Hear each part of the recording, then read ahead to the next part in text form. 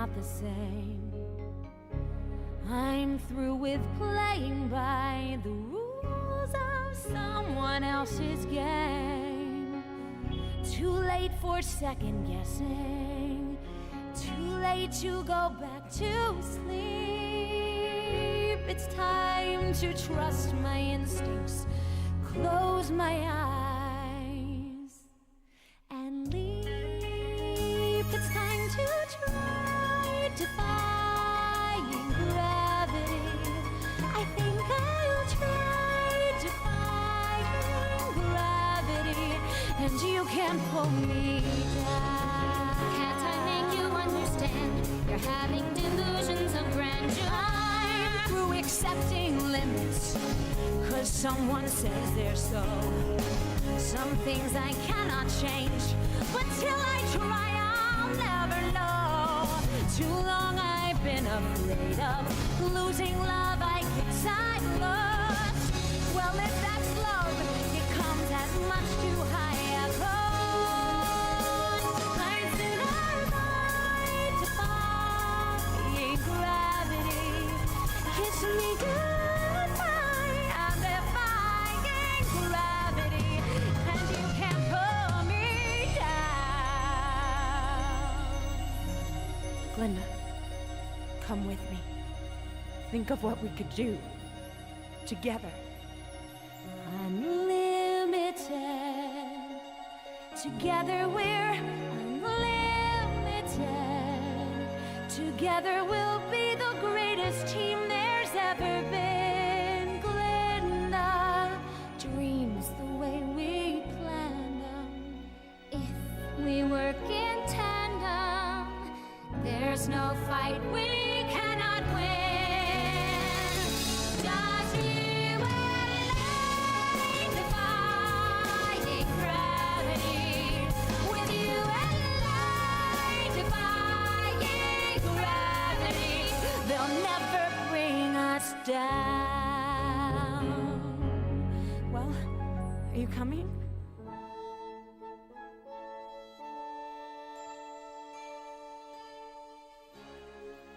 I hope you're happy now that you're choosing this.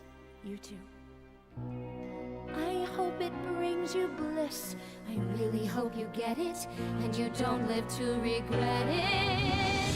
I hope you're happy in the end. I hope you're happy, my friend.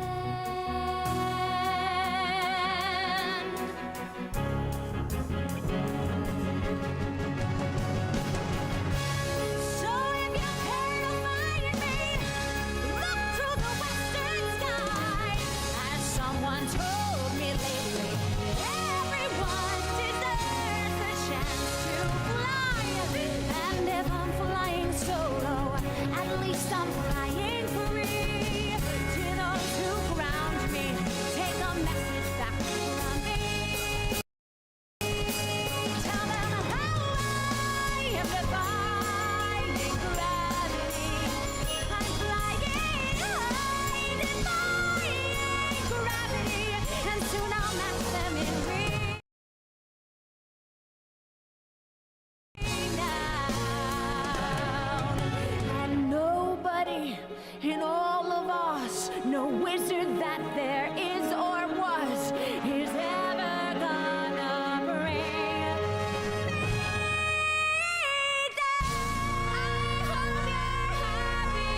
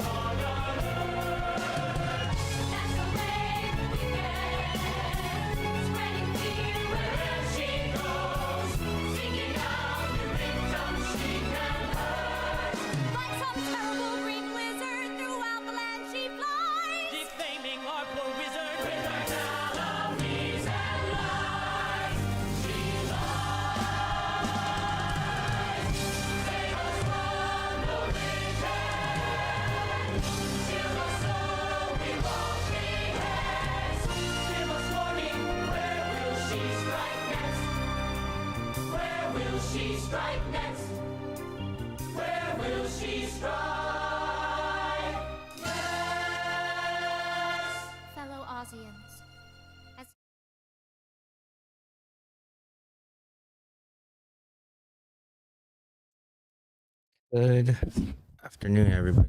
It is December 16th,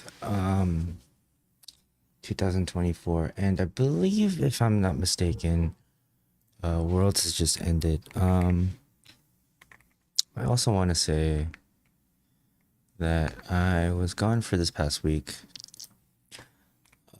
just because of the fact that I took a little bit of time to leave to get to hang out with my sister and do some interesting therapy work. So gentlemen, ladies, if you don't go to therapy, you should try to make a concerted effort to do so. I highly recommend it because you can heal greatly if you have the opportunity to. Just learn from growing up. Hello. So as far as I know, Worlds is done down in Bahrain. Oh, definitely a country I would love to go to one day. I had a friend in college who was from Bahrain, and I always wonder what she's up to these days. But I had another friend that was her cousin who had this beautiful cherry classic Chevy pickup truck that I was very jealous of. It's bright red, bright cherry red, and it had to be like 50s, 60s. And I was like, dog, where'd you get that? And he goes, oh, my uncle got it for me. I'm like, what the hell, dude? That being said, got a couple clips I want to just go through, and then we got some forward checks I want to do. So let's start this journey together.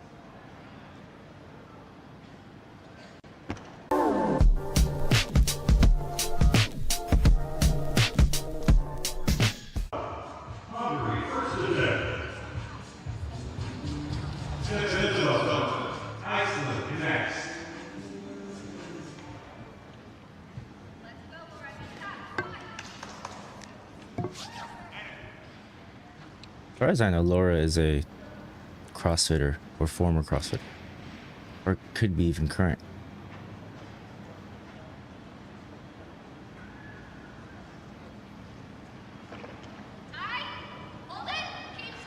I was very CrossFitty. She's a monster, though.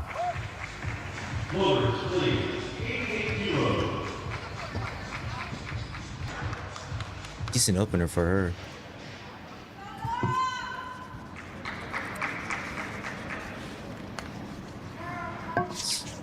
Ninety kilograms is just shy of 200 pounds. So that's what, 198, 197.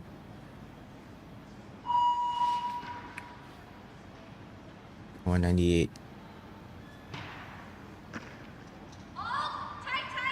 That was easy. A lot better. She a lot more patient over that barbell.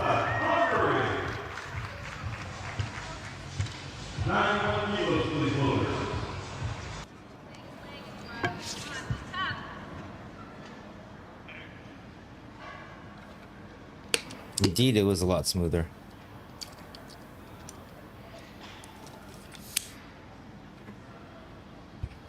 Oh, her coach is Amy Everett. Good for her. 3 for 3.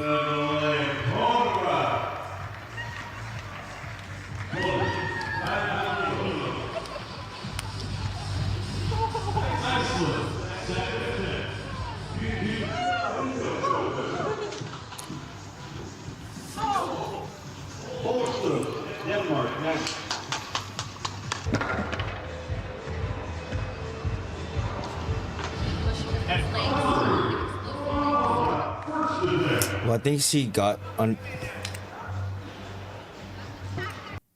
I think in the third one, she got under the bar a lot faster, which means that you have more time to get underneath it and to lock it out.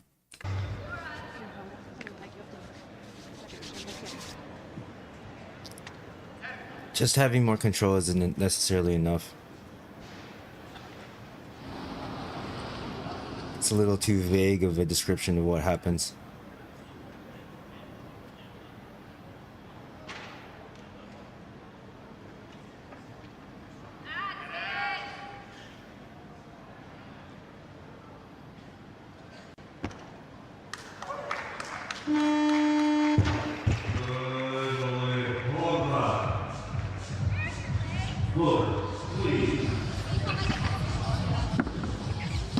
It's okay.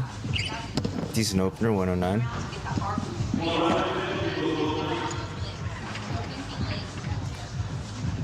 That's 240 in pounds.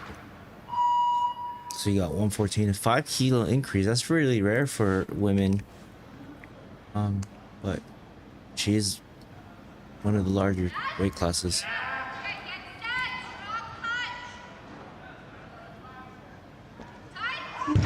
Ooh, good ditch. A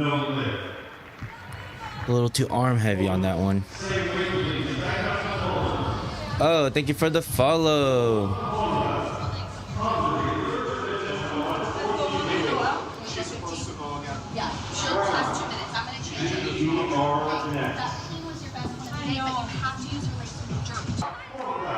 How you doing, Pakram?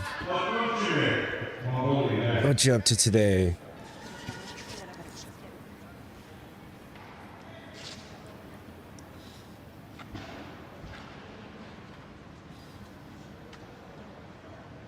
Looks like they went up a kilo to 115. Probably bought her a little more time.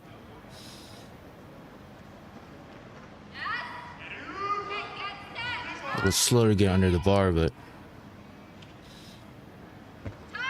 much better of a lockout, more better drive there. So let's go back to the 114 that she did.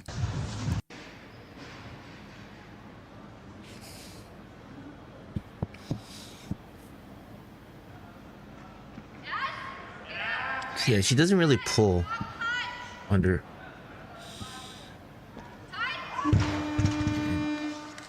Yeah, that jerk was definitely a lot more,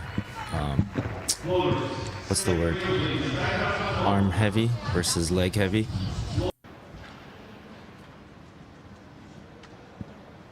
At least that's what I would say.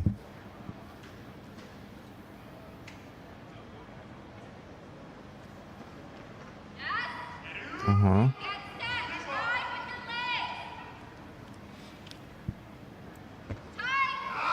Yeah.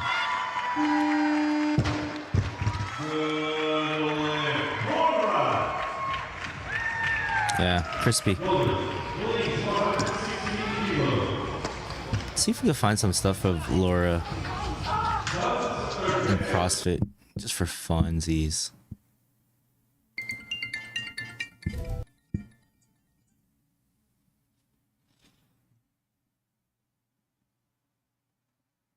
Laura, when did you first learn about CrossFit? A long time ago. I don't know. My brother introduced me to it. I think it was 2014, 15, probably. Do you remember your first workout? Unfortunately, I don't remember my first workout that I ever did. It was probably something at the climbing gym that my brother made up. It was mostly pull-ups, I think, because we were good at it, and maybe some barbell, but I don't remember it exactly. Do you remember if it felt hard or easy for you? It was hard because I did the workout after I already did my climbing session, so it was definitely hard, but I don't think it wasn't like, you know, when you first do friend or something like that. I didn't feel like that after my first workout. It was just like, oh, okay. Yeah. So did you fall in love with CrossFit like right then or not right away? No, I don't think I fell in love with CrossFit at my first workout because I started doing it not because of CrossFit, just to like get good at CrossFit. I started doing it to get good at climbing or like stronger for climbing. So I just took it as like a strength accessory piece, not really as the workout. The workout was climbing, and then it was like extra. So when did you learn that you were pretty good at competitive CrossFit? Actually, my brother signed me up to a competition because he got injured and he couldn't compete, or he was in crutches or something. So he was like, there's this gym that he started going to. So he was like, they have like a an in-house competition. So he signed me up, and then I went, and I just very enjoyed it a lot. And then I don't think I had if I wanted to compete. It just like came naturally. Did you win that competition? No, I didn't. You didn't win the competition? No, Okay. I didn't win. No, I think I took 4th or 5th. But that started your competitive juices. That's good. Yeah. So at what point did you think like, hey, I could probably qualify for the CrossFit Games, and I want to try and go win the games? I don't think it was a moment for me that I was like, oh, now I think I can qualify. It just gradually happened. Like I got better and better, and then I qualified for regionals, and then I took 9th at regionals. So I was like, oh, next year, and then next year, and then eventually it happened. Yeah. When was your first regional? My first regional was 2016. 2016. And then in 2018, 2016 is about the time that I stopped CrossFitting. you were on the podium. Yes. Yes, that's pretty impressive. So when you started CrossFit, could you do double unders already? I don't think so. Maybe. I think we learned like jump rope in school at like physical education class. So I did single unders, and we did like in after school and between breaks we did like the crossovers, I remember, but I don't think we ever did double unders, but just like the cross ones, or like when there are a person there, person here, and the person jumping in the middle. Double dutch. That we used to do a lot. Yeah. So do you remember, were they hard for you to learn? Hard for double unders to learn, or easy to learn? Remember? To be honest, it was such a long time ago, I don't really remember. I think right now it doesn't really, in a workout, that's like the resting period for me now. And then I think when I started CrossFit, I don't think it was rest. It was more like you had to focus on making it. But now I can like have a conversation and keep doing double unders, Yeah. I think. Yeah, for sure. Perfect. Do you enjoy doing double unders in a workout? I think so. It depends on the workout, I guess, I assume. I don't think the double unders make it worse or better. They're just there, Yeah. But when you see them, you probably think, oh, I can rest. Yeah, definitely. When I look at the workout and it has double unders, it's like, that's the rest. Or like it's not a rest because you are doing something, but it's not like doing, I don't know, pull-ups or muscle-ups. Or Double presses, yeah. Yeah, definitely not like double presses. I never do those. Oh, yeah, I don't blame you. Okay, do you remember what your first jump rope in CrossFit was? It was a climbing rope, I think, that my dad made because we didn't have any, and at the climbing gym, I actually did not double unders, like single unders with the climbing rope for like, I don't even know why, that was the one we had there. And then I think the first one I ever got was from RX Mark. It wasn't from you, it was like through a reseller, I think. Yeah. And they just gifted me one, and that was my first rope. And I think that's the one I used for years. And then I met you and you gave me a new one. But I used that for like 6-7 years. Yeah. So but you got your first Evo because you have the original kit. Yeah, that was my first jump rope. That was the first one. Mm-hmm. Can you pull that out and show us your first? Do you have that there? I don't have it here. Oh, you don't have it? No, I didn't bring it. Okay, no problem. It's at home. You gave me so many new ones. I don't bring that anymore. It's still at home. I use it at home for workouts, but I don't travel with it. Yeah. And what do you like most? What do you like most about your jump rope? About an RX jump rope? I like about it that it's very durable. Like you don't have to get a new one every, I don't know, a couple of months, or like you buy one and it's probably good for life if you get a good size. It's very fast, spins a lot, so that's helpful, and they make double unders very easy. Yeah, awesome, perfect. And do you have out of all the RX jump ropes, which is your favorite RX jump rope? I think the one that you just gave me that I have not had before. I think this one is like that gyms usually have, I think, at their, like, when you have the RX Smart Gear rack and like you just go and there are sizes, and I think this one is my favorite because it's just like good for learning it, I think, because it's heavy, but also good for like regular reps, because for training mostly I use this one. So yeah, I think this one is my favorite. Yeah, I like that one too. That's my favorite as well. Awesome. So I use RX because I use the best and forget about the rest. I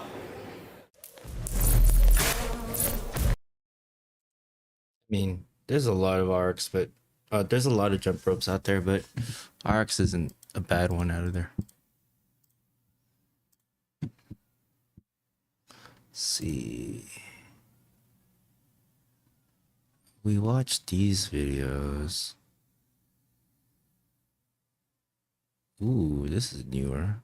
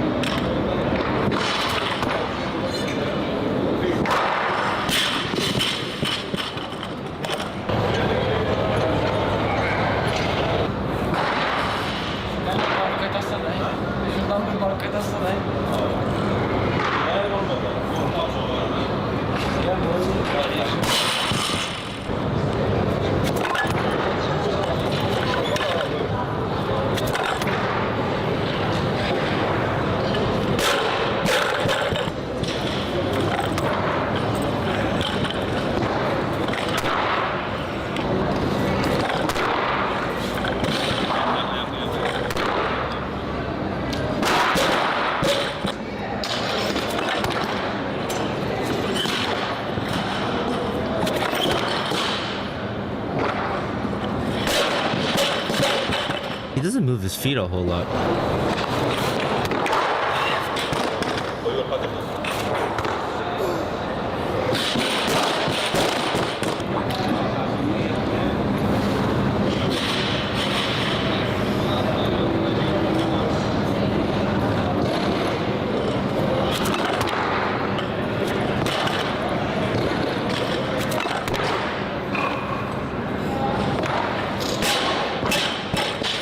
Impeccable timing though.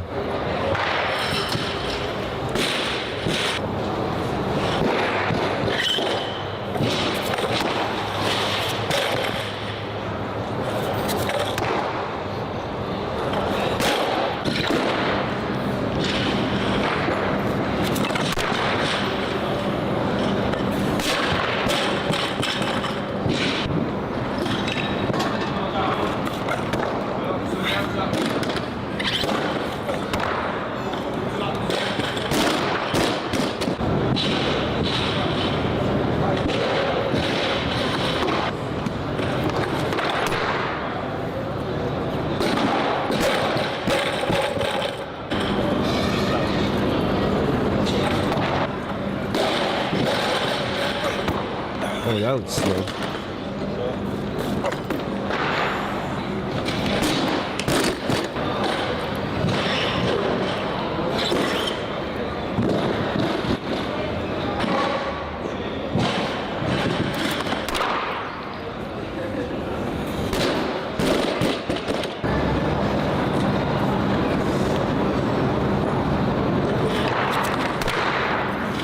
Yep.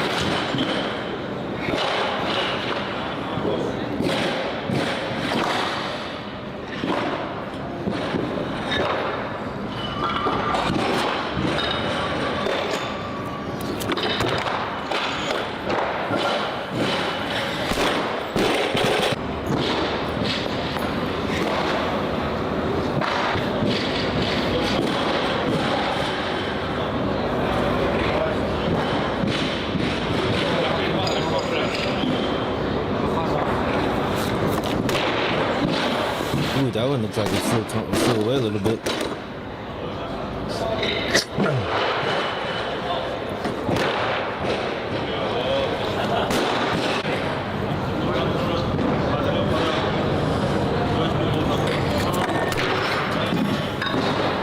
Shapop.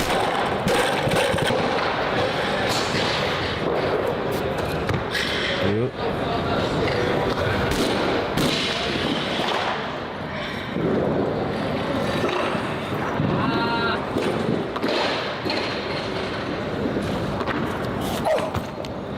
Oh, that looked a lot harder than it should have been.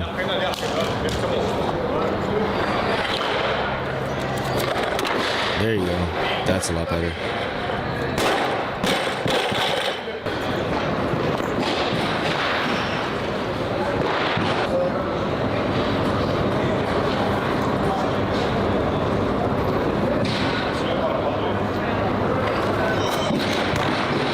Yep.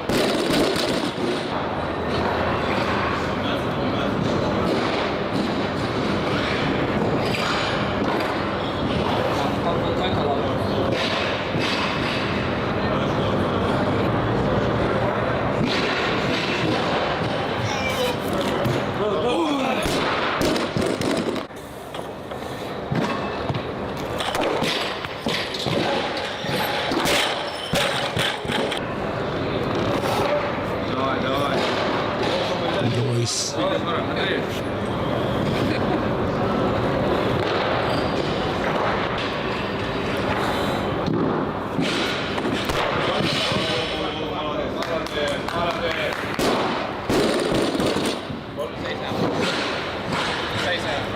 Ben barem bak bakmadım. Yok, çetin normal oldu barınmasın ben. Bir ihtimal var.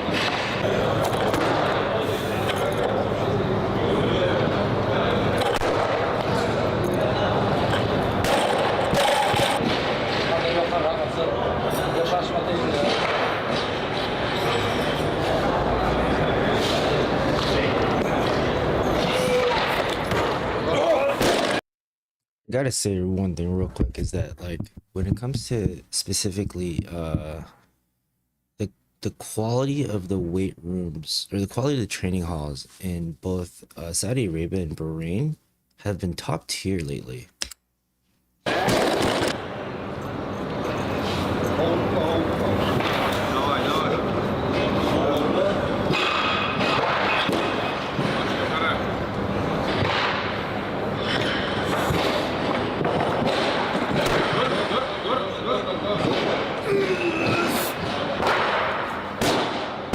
Nice.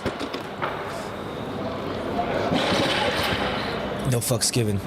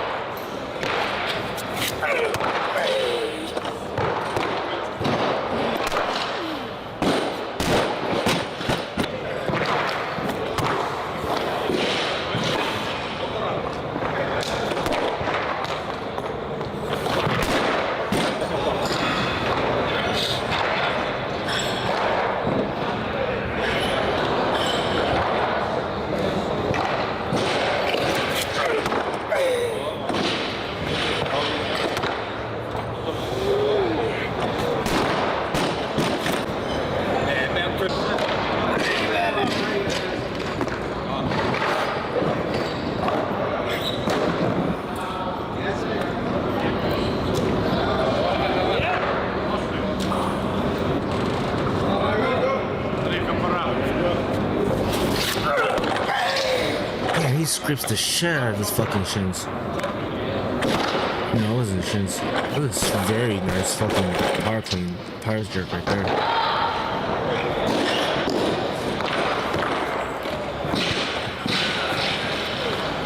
Little deadlift shrugs.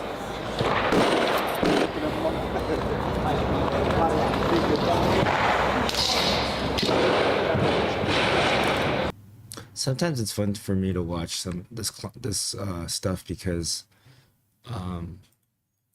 it gives me ideas on how to train my own clients and athletes. When we're talking about like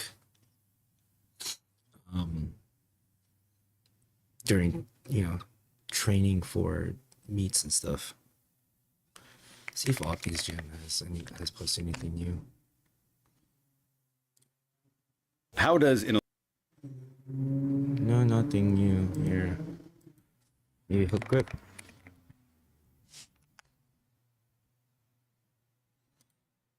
Oh, that's shorts. Yeah, he hasn't posted anything in a while. Come on, Nat Arm, post something for me, bro. Like.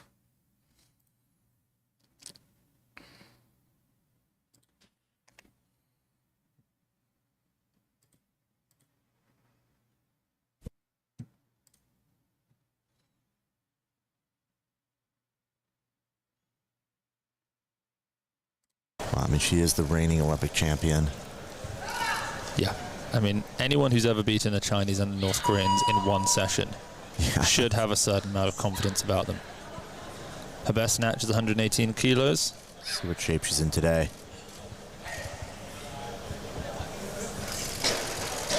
That was very easy. Yeah. Well, we were just talking about how consistent Aiglo was. Let's talk about Olivia for a second.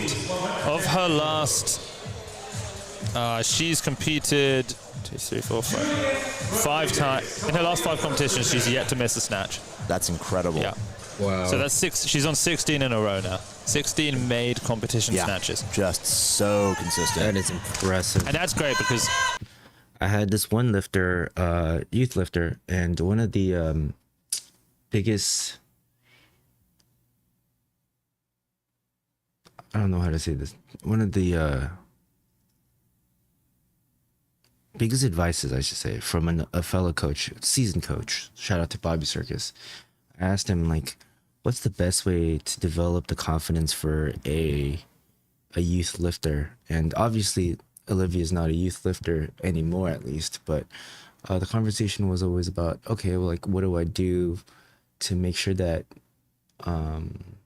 they know what they're doing and they feel confident in what they're doing? And he says, just pick numbers that that they're confident in hitting in training, and just get them used to making their lifts over and over again, not only in training but also in competition, and that'll just grow their confidence in how they approach the barbell for each attempt. And lo and behold, when I was with her, that lifter, she had, I want to say, 33 attempts, and including snatch and clean jerk, and she's only missed 1 clean and jerk, and that was in her, I think, second to last competition, and she was mighty. yeah, she's opening lighter than China and North Korea, but they won't make it look like that. No, they won't. They might be a bit faster. I mean, they might. Love the glitter in the hair. Maybe a little more technical, but maybe. I mean, she's really come around. Yeah, she has. She's not hit this weight since August. I mean, she hit 118, didn't she? At pressure. 118? What did she do in Olympics?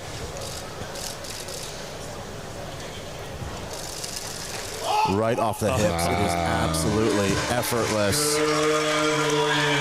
That's a very different 115 than China. She doesn't look the same, does she? No, I mean, she has so many more kilos in there.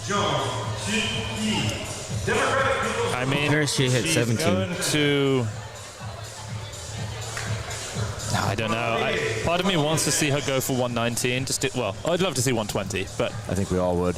Yang's got a 5 20. kilo jump too much. I don't know. Yang has 20 entered in there. as her second. That's probably a placeholder. I imagine she goes for whatever she needs to be in the lead. 120, so Reeves is coming out for 20. Yeah, I mean, this could be for the gold. This is a huge personal best. Well, if she makes this, she would be in the lead because Yang missed it. Yeah. She's the first to make 120. This is a personal best. It's an American record. It's for the lead. It's massive. This is two a reds on huge the bar. lift. She has confidence in the fact that she made this at the USA Nationals prior to the Olympic Games. So much power here. She wanted 121, but they said no. Just smashes it. I mean, that could have been an opening lift. Gorgeous. 122? Could she have done the world record? 100%. That People was not said even that she hard. wasn't in shape. She is in shape. She's might in be the best in the shape she's ever best been. shape of her life. If you're Yang now, you realize this is over for you. You've been competing in China. You've been told your whole life Chinese weightlifters are the best. You come to this competition, you say, I've been lied to. Yep. I will say we need better singlets though. Like those designs need to be a lot better.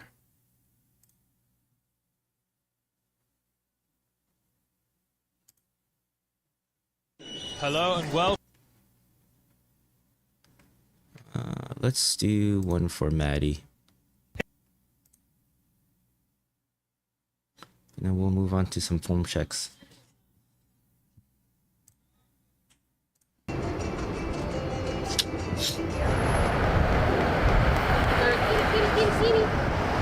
But we do like to find all the kitties when we're on international trips. Well, it's not like we go searching, they just appear. They appear to us. So we carry like tuna and different cat treats with us, so if we see them, we can feed them.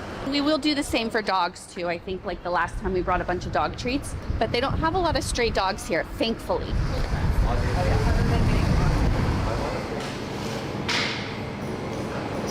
I feel like I'm in such a different spot, and I am older, I am like a veteran, that I'm more of like a teen mom, like role model position. Like it's just the natural progression of sport. Like younger kids come in, they're always gonna be better, they're always gonna be stronger, and that's like what us old people have to fight against. And like I had my turn. I'm like, I don't feel like I was pushed aside. I feel like Just the idea to think that Maddie Rogers is an old person, because what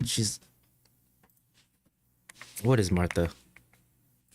Martha Rogers. How old are you?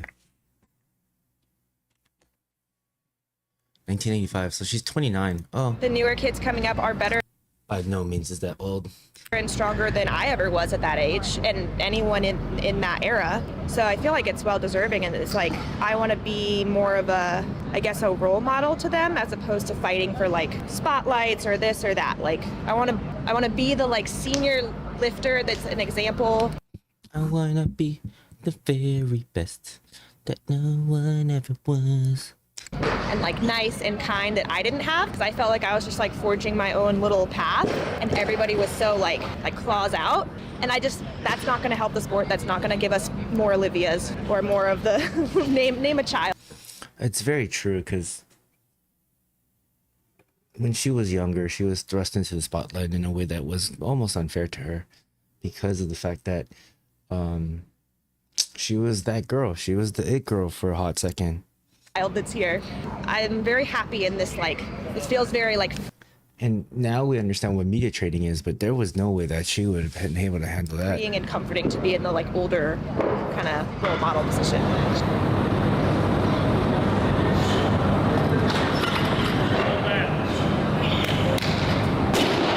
Great snatch. My favorite fighter is Nate Diaz. He's so good at fighting, and he has like the best stamina. And I mean, some people say he's cocky, but that doesn't bother me. I just think he's kind of really cool. He can back up his shit talking, which is the best. Cash prizes. Cash prizes would grow the sport for sure. Like they have to make weightlifting meets more entertaining for the audience, because a lot of times the audience either doesn't know what's going on, or they're only going there because they're like family members lifting and they don't know anything about the sport. If there was more ways to engage the audience or teach the audience what they're actually watching, then that would be more fun for the audience and more people would want to watch the sport. I don't know their I 100%, before we go on, I 100% agree with Amy on this one, because of the simple fact that, you know, it's hard, even for me personally. I find some parts of weightlifting, like, weightlifting sessions to be boring, especially when there's not a lot happening. When a lot of the battling of coaching and strategy, like, exists behind closed doors, or behind in the warm-up area, it gets boring because nothing happens for like 5-10 minutes. Again, we love watching the heavy lifts happening, right? When a record is being broken or something like that. But we don't get the opportunity to see what the coaches do and the strategies that are going on, nor do we ever get to hear about it as an audience. So that needs to change somehow. Rules of that like league in Germany, the Bundesliga? Yes. Yeah. But that looks fun. The crowd gets real into it, everybody's having beers, and it's like a face-off more. If there's money and alcohol for the crowd, I think that's the winning combination. Cash prize. Like more on the line than just like, you win. Well, no, but when you pay, I don't know, $5,000 to $8,000 to attend an event, and even if you win, it's like you just spent your 3 months of rent and that's it. Congratulations. There could be more. It is This growing, is so accurate. which is nice. I mean, maybe if we're just always here in Bahrain, I mean, they're flexing on this meet. It's like the nicest meet ever. Hell yeah, they're flexing. They know exactly what they're doing. You know? I feel like I could definitely become a top dog in like a certain category. Once I'm able to let my body kind of be where it's at, then I can really see some more progression rather than like cutting back.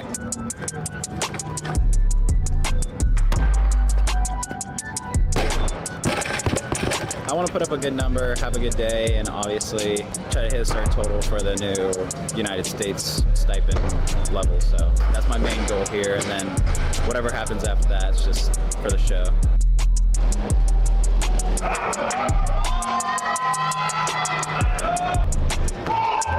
Oh yeah. Amazing. That was what I needed for the United States, like in the highest stipend level. Yeah, I definitely miss my dad being my coach. I'm glad that now that I hit that, actually he can start coming to all my competitions, so super grateful for that. But yeah, I definitely miss him this trip. We moving up, 79. Next time y'all see me, I'll be at 79. I'm gonna try to be in the 60s and 200s, so look out for that. I mean, obviously it sucked.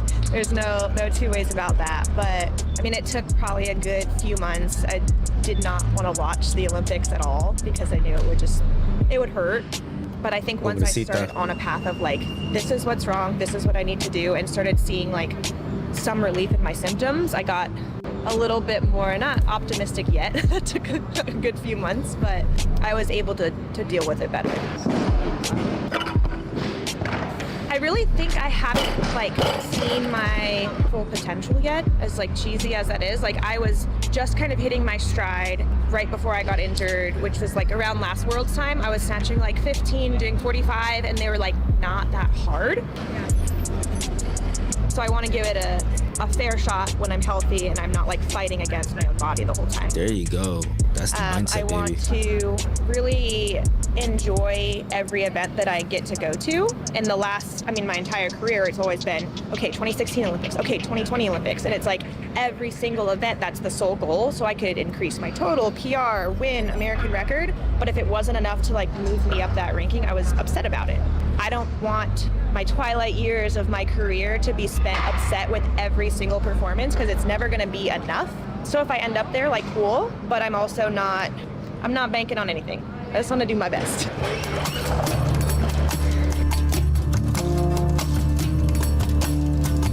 Yesterday we bumped into the one and only, the 2016 Olympic champion, the GOAT from Iran, Kianush Rostami, who is trying to compete for Kosovo. Look at that white He's hair. had a lot of different fallouts with Team Iran.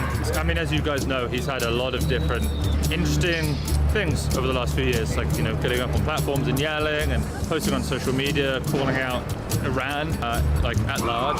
And he snatched up to 180 kilos, which is crazy as a 96 kilo weightlifter. He looked, and for someone who's been doing it since, like, you know, 2011, 2000, yeah, that kind of era internationally, it's unbelievable that he can still do this. I mean, the only person who realistically who might see beat that is like Nagisa Adilatuli from Kazakhstan. He might beat that tomorrow or today, whenever it is that you're watching this. They compete on Thursday. Just still fighting. I was able to catch up with him, have a few words. He said that the Iranian Federation or government, I'm not sure who it's supposed to be, probably the Federation, won't sign the papers that basically releases him and allows him to go and compete for Kosovo. He's furious. He's here. He's lifting. We're kind of hoping he might pull a stunt during the competition, leap everything, break through the guards, jump on the platform and give us all a nice PowerPoint lecture, but we'll have to wait and see. But he's in good shape, so whether or not we see him on the platform or not, I don't know, probably not, but with Kianush, he just does.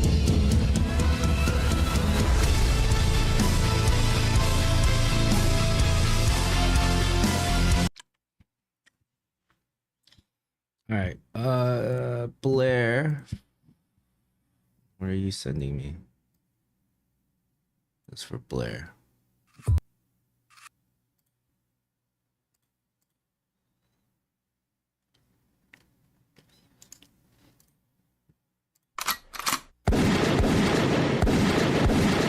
Now, lately we've seen a spike in people referring to themselves as hybrid athletes. But what does this mean? For most people, this means you're a mediocre lifter and a shitty part-timer. And despite claiming you're an athlete, you couldn't even finish an Ironman marathon on Netflix. Now, saying you're a hybrid athlete is like saying you're in a polyamorous relationship. You're not enough to fulfill your girl, so she has to find a fancy term to describe cheating on you with multiple partners. And like you, she doesn't have to commit to something, so now you can both suck at multiple things. Okay, now there's a lot of debate about what qualifies you to be an athlete, but here we're gonna find out if it's acceptable to refer to yourself as a hybrid athlete, or if you're just an asshole. Now me, I'm a real hybrid athlete, because I cycle, run, and swim. Cycle gear, run train, swim in pussy. And I'm also running on sale right now at Daidalos.com. 30% off everything, including this hybrid athlete shirt. And other favorites like Donald Pump, Wide Privilege, Donald Pump. Only Gains, the one I'm wearing, RPE 0, cause I'm a chill guy, Pull Up, Not Out, OBGYM, Ass Eater, the Christmas sweaters, Saint Dick is beginning to look a lot like Lift Miss, Swoley Night, everything right now, 30% off, Daidalos.com.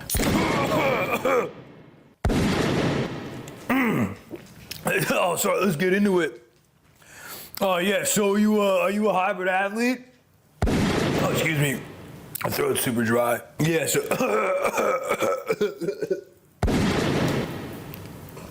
So are you a hybrid athlete?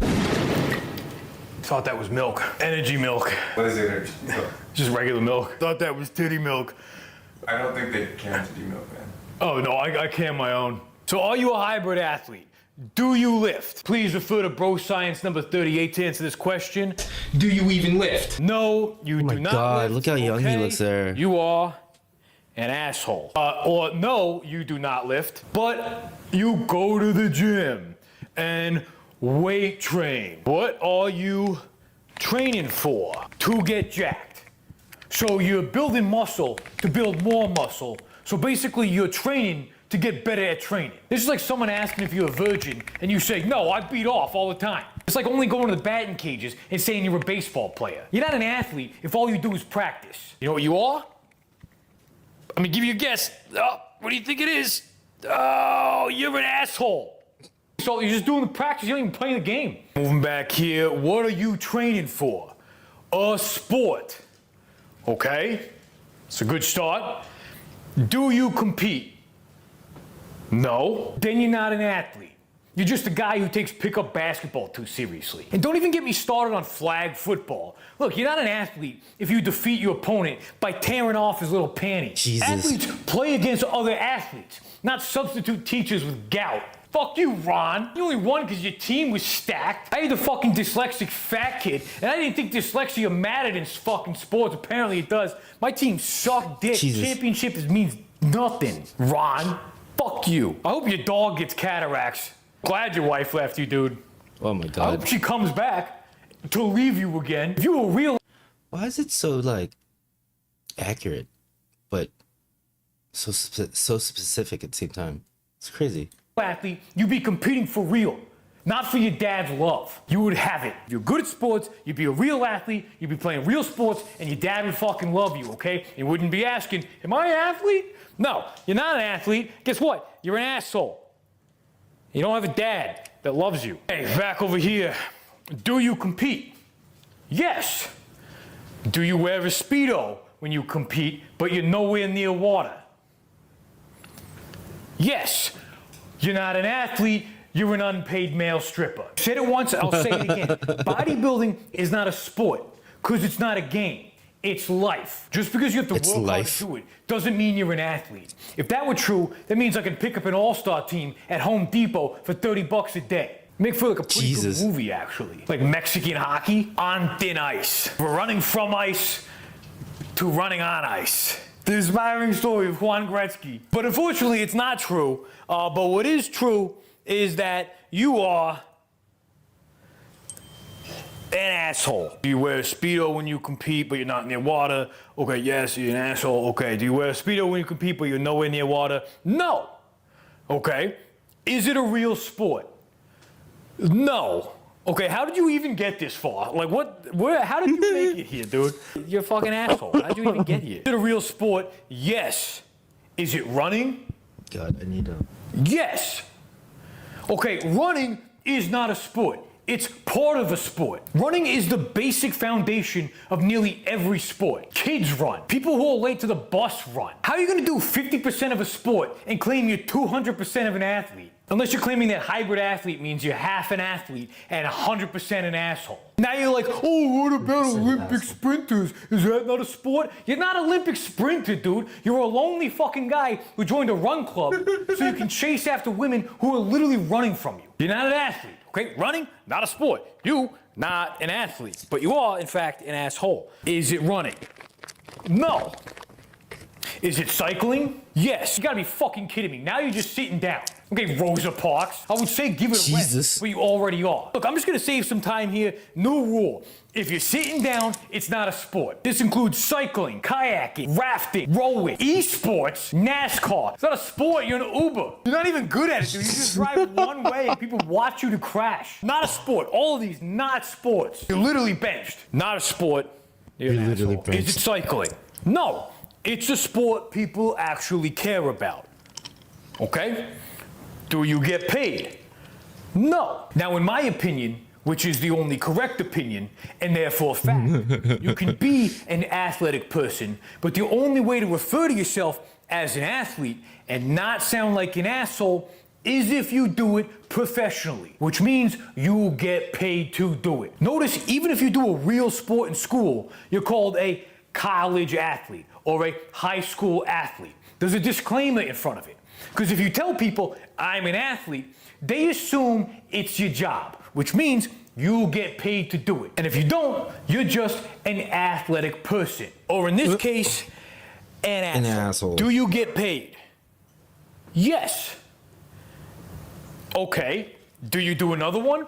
No, didn't think so. You're an asshole. A hybrid, you have to do more than one. Yes, you do. Then what the fuck are you doing here watching YouTube? If you're a real hybrid athlete, you should be training at all your multiple sports, not watching a YouTube video asking if you're a hybrid athlete. It's like watching a video titled, Am I Straight? And making it all the way to the end. If you have to ask. Dude, I'm telling you, man, it breaks my heart. It breaks my heart so much to tell you this. Oh my God. Oh, you're not an athlete. Let me watch a 7-minute YouTube video to find out if I'm a hybrid athlete and also a hybrid sexual. You made it this far. A hybrid sexual. And you're still wondering if you're an athlete, you're probably not you'd skip it. You just wouldn't watch this. If you clicked on this video, you're not an athlete. Congratulations, you played yourself. It's the only thing you've ever played professionally. Okay, you're an asshole. That's funny. Please subscribe to my YouTube channel. All right, gonna take a small break to go pee, and then we'll do some form checks.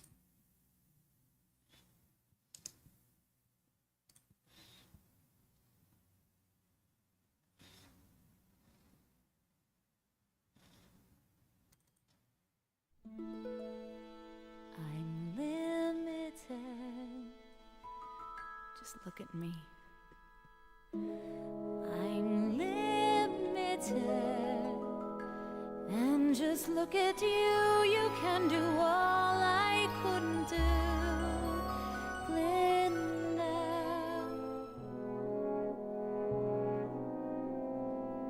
So now it's up to you.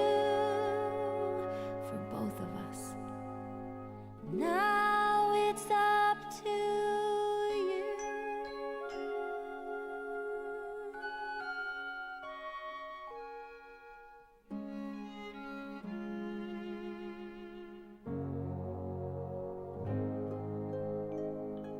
I've heard it said that people come into our lives for a reason, bringing something we must learn, and we are led to those who help us most to grow if we let them, and we help them in return. Well, I don't know if I believe that's true, but I know I'm who I am today because I knew you. Like a comet pulled from orbit as it passes a sun, like a stream that meets a boulder halfway through the wood. Who can say if I've been changed for the better? But because I knew you, I have been changed for good. It well may be that we will never meet again in this lifetime. So let me say before we part, so much of me is made of what I learned from you. You'll be with me like a handprint on my heart. And now whatever way our stories end, I know you have rewritten mine by being my friend. Like a ship blown from its mooring by a wind off the sea, like a seed dropped by a skybird in a distant wood. Who can say if I've been changed for the better? But because I knew you, because I knew you, I have been changed for good. And just to clear the air, I ask forgiveness for the things I've done you blame me for. But then I guess we know there's blame to share, and none of it seems to matter anymore. Like a comet pulled from orbit as it passes a wind off the sea, a stream that meets a boulder halfway through the wood. Who can say if I've been changed for the better? I do believe I have been changed for the better. And because I knew you, because I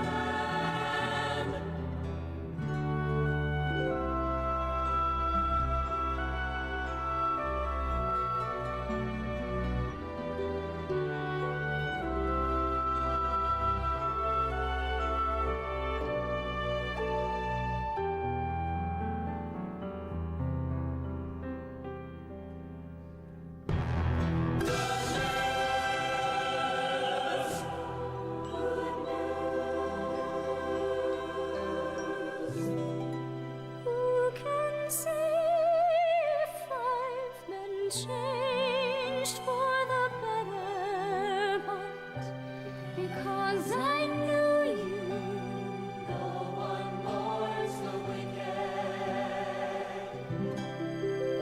Because I knew you, I have been changed.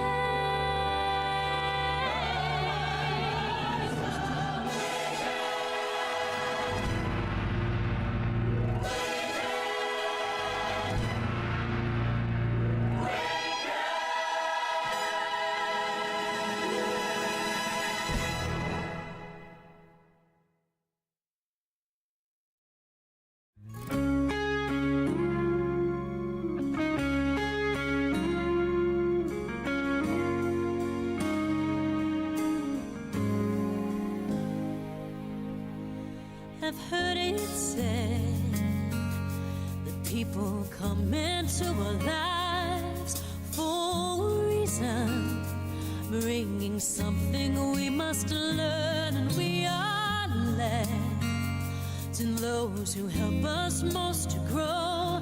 If we let them, and we help them in return. Well, I don't know if I believe that's true, but I know I'm who I am today because I knew you. I could hum it both from orbit as it passes the sun, like a stream that meets a boulder halfway through the wood. Who can say if I've been changed for the better? Because I knew you. I have been changed for good. Well, maybe then we will never meet again in this lifetime. So let me say before we part, so much of me is mine, and what I learned from you.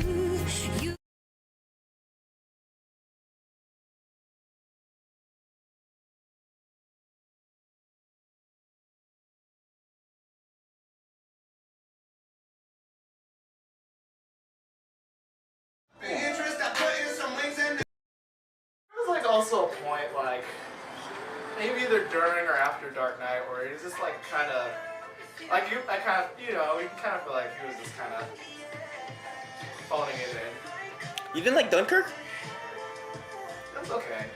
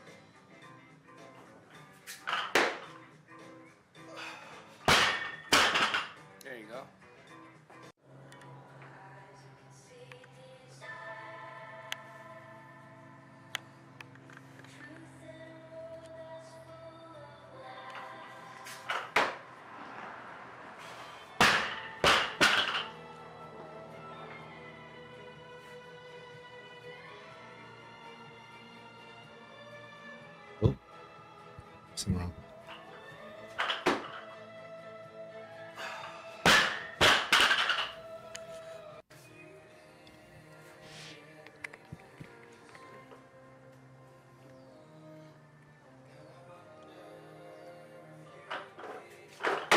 There you go.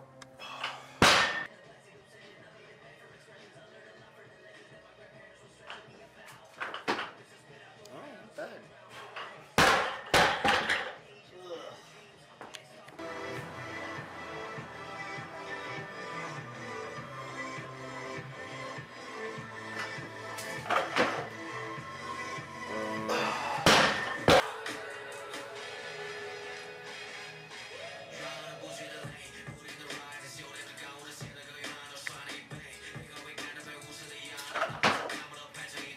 That was better, but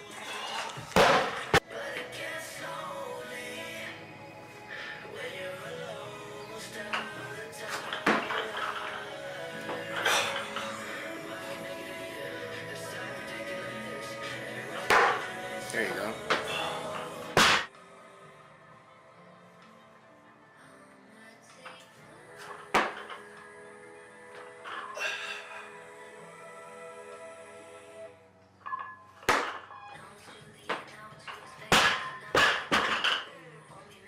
Shorten that back foot.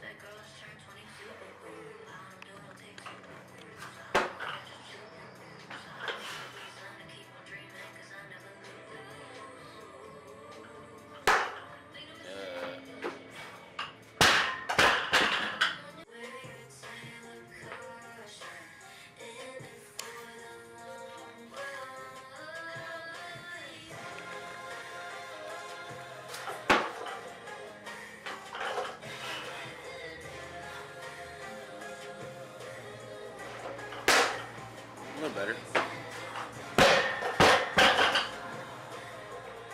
Stay midfoot.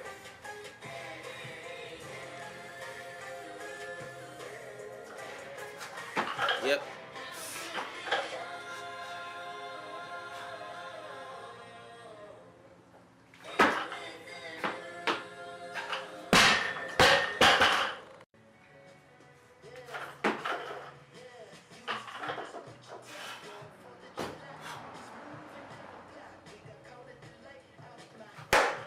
There you go. Good one.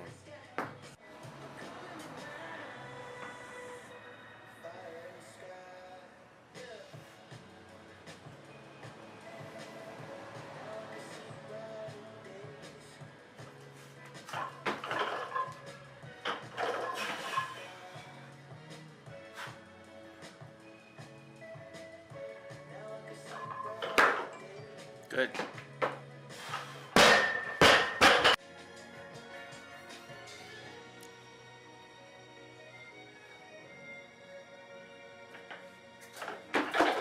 Yep.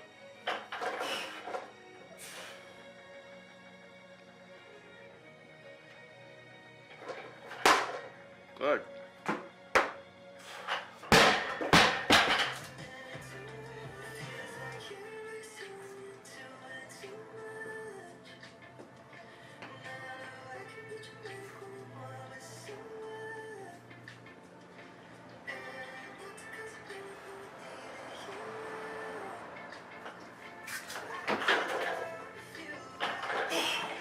All right.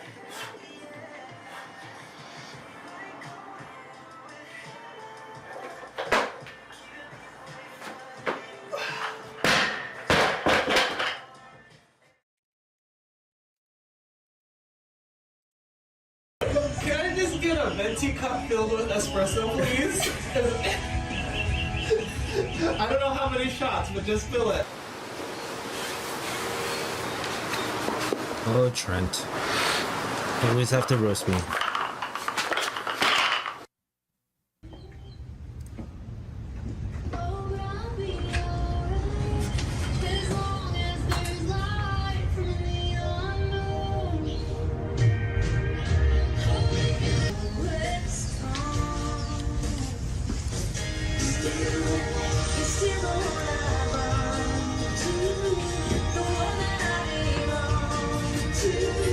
You're still the one I want.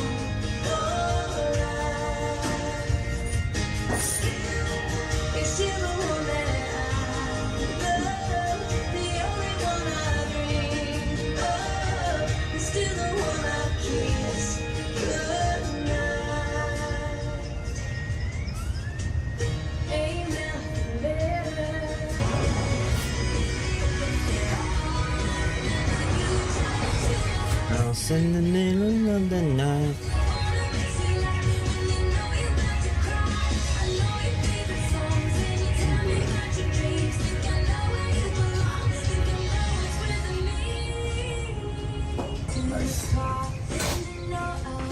Still positive? Well, of course. I think she'll go the whole way. But she has to test every day to try and go back to work. Sucks.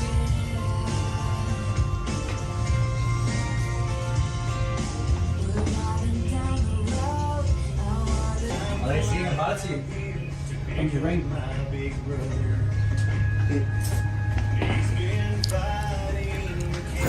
It's impressive to get a ring out here. It was a little bit. On the way over here.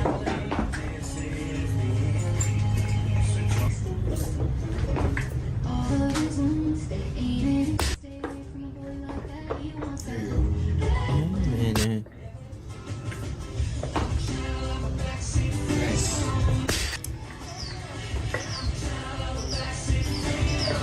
Pop inside.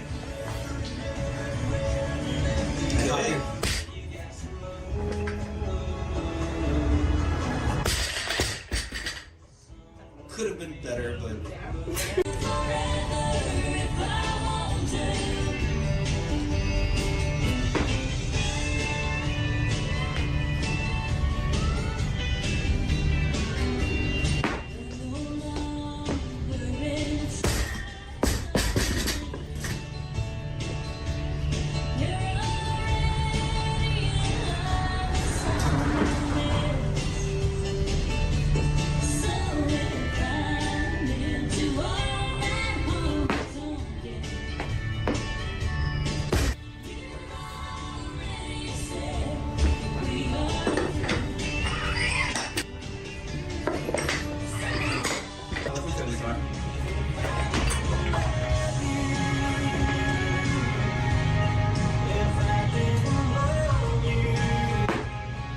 Nice.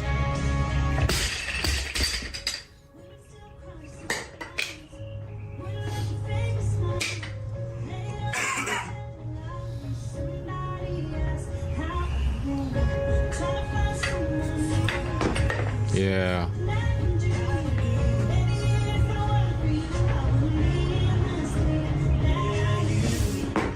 Look at that perfect jerk.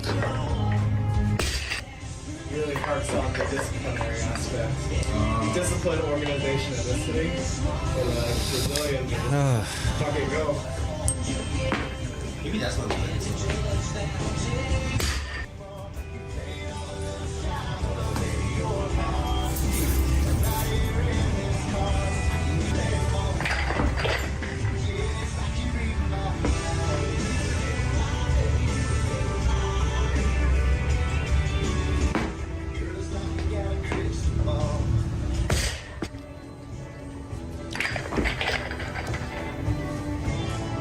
Fast arms.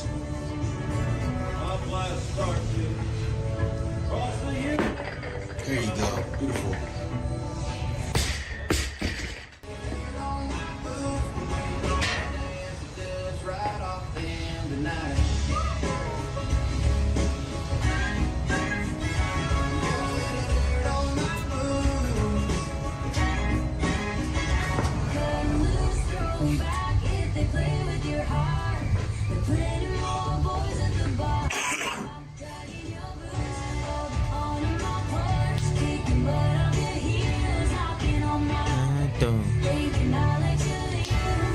Please.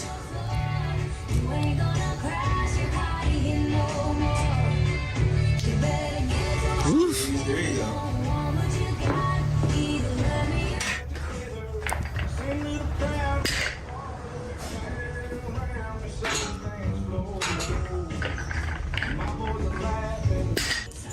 Shoulder.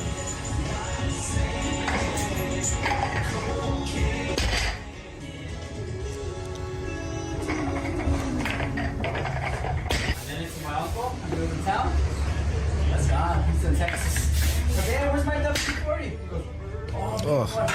I've been defending you. And I've been defending you. What did you say, Sam? Nothing. Oh man, good times. All right. Now that I got things set up, if you guys want to watch more Last Heavy Days and little clips like that, then go ahead and you can find them on the YouTube channel here. I should be posting more of those sooner or later, but not right now. So right now what we're gonna do is we're gonna go ahead and do some form checks. We got a couple of videos for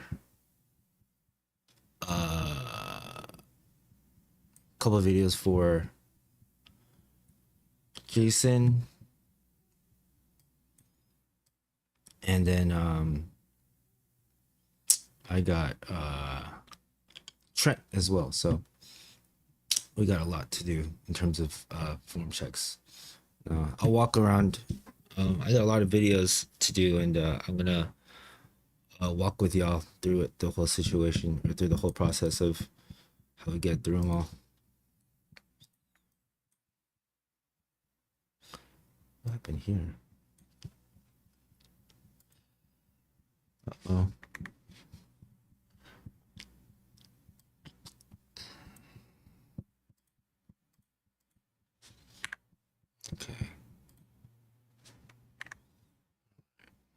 Okay, so we got Trent's first. So let's turn this guy on.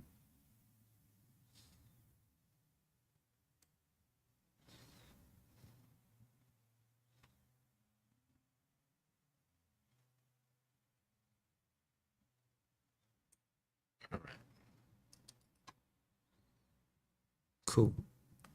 So the way I do these is, at least for y'all, it would be to start the video first, and then I'll go step by step, frame by frame if necessary. Assuming that the audio is good and stuff.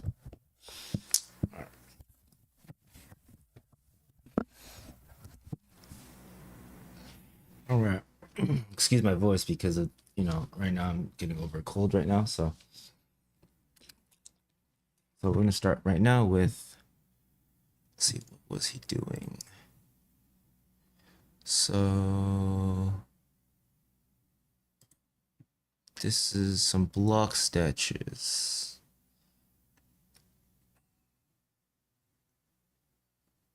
Okay, so this was his training for, it was supposed to be Thursday, but I think he did it yesterday. All right.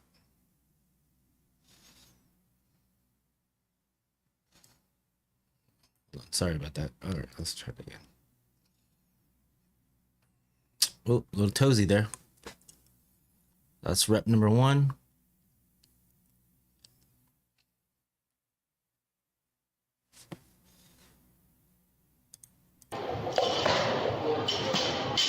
That's rep number 2. That didn't look very good.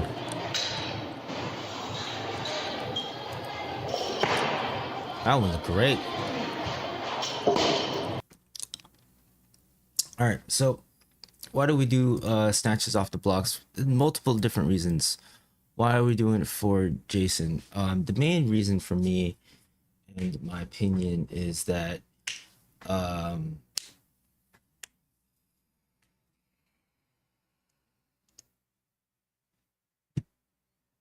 where is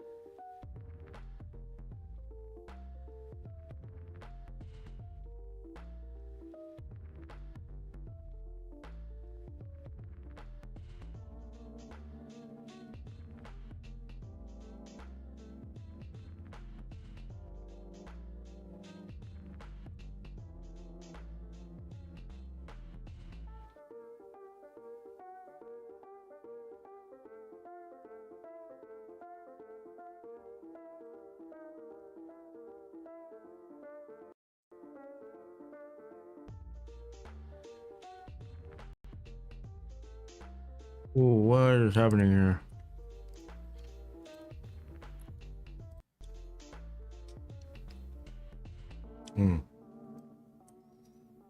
Okay. All right.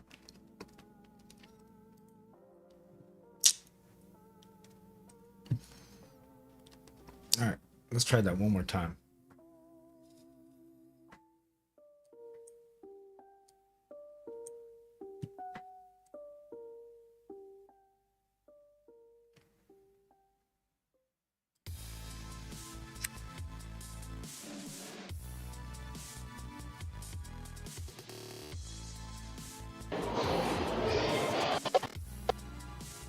Let's try that one more time.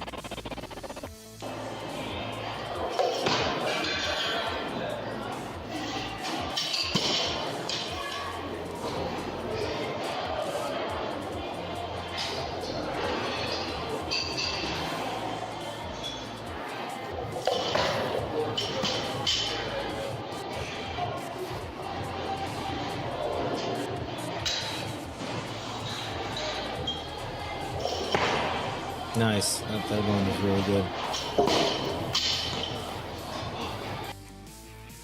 All right. So question becomes, why do we decide to use the block snatches? There's a lot of reasons why you want to use block snatches, but for specifically Jason, the reason why we want to use block snatches is because I want him to learn to finish his extension with that vigor that he sometimes loses at heavier percentages when he's doing classic lifts. The second reason why would be because of the fact that that acceleration and that mid lift balance is so crucial. I should say the balance in the midfoot is very crucial when you think about the fact that let's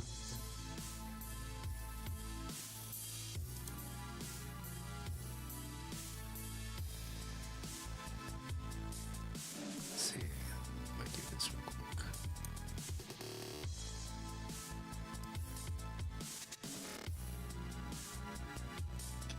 Just that one.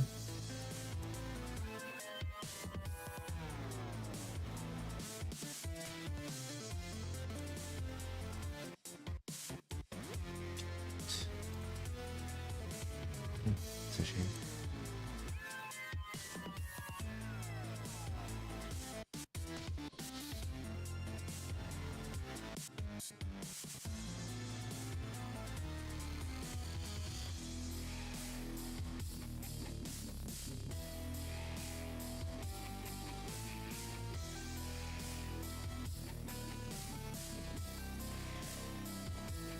Anyways, the goal is to get him to be more familiar with finishing his extension following through his extension as he before he starts getting underneath the barbell. So let's take it one at a time. In terms of his let's take it one at a time in terms of rep by rep. I think we can say that his best snatch was his last one.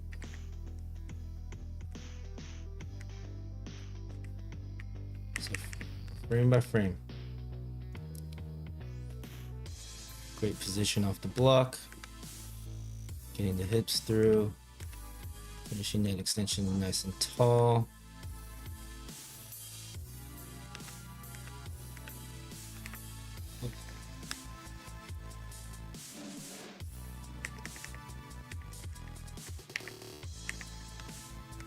Something here that I don't like. I don't know how to explain it though, should be told.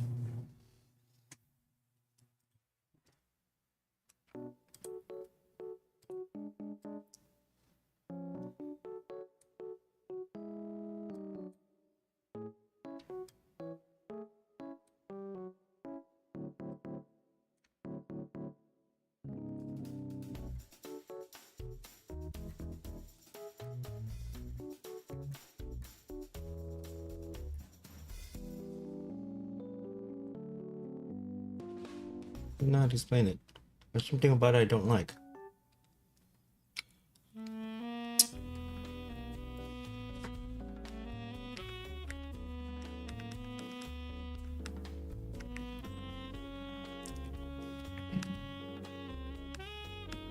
Maybe it's a little too early.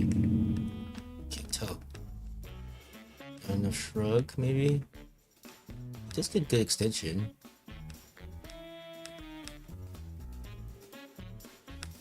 Maybe he's just bouncing off of the hip a little too much. Yeah, I think that's what it is. It's bouncing his hippie. It's too hippie.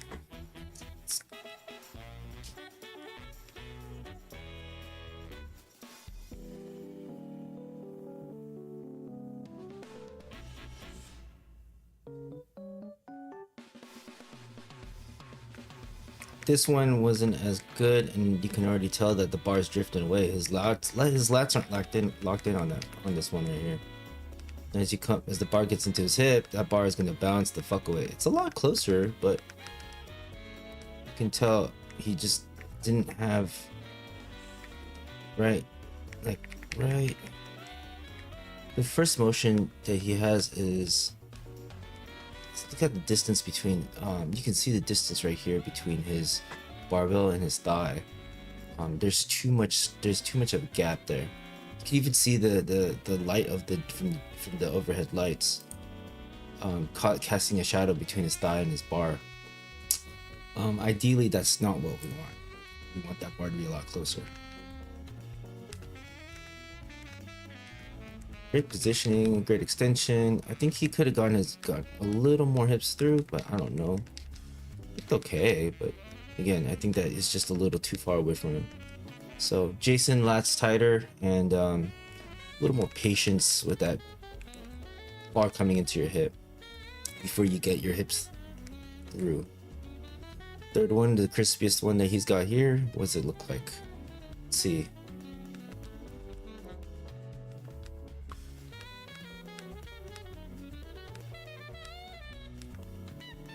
A lot hippier. He gets further back.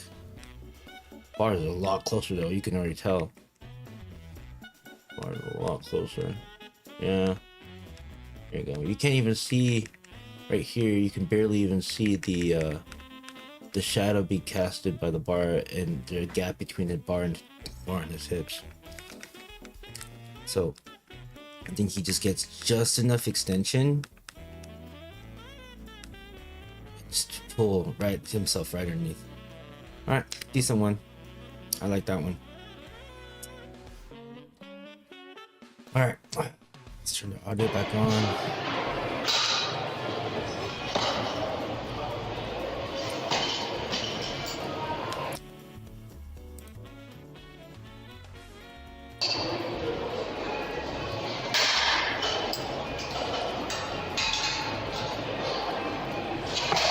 Oh, great. Oh, just a little out of position there. So that was a double. I want to say for the most part that those are both really good. I think that one of Jason's biggest issues when it comes to his cleans is that he just doesn't have the ability to get very far up on it or get underneath the bar enough. It just doesn't have the legs to stand it up. So let's take it one at a time. I think the extension through the process of both cleans looked really solid. I think the problem was just the speed, but you know what, let's take it one frame by frame and see what happens here.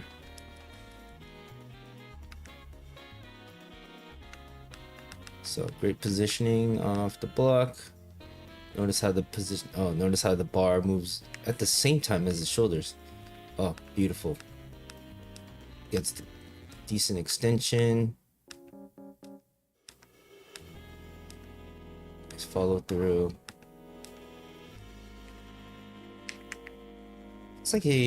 Looks like it's a little too far away from him. Great catch though. Nice high catch there. And then he's able to stand it up perfectly. And then second rep here.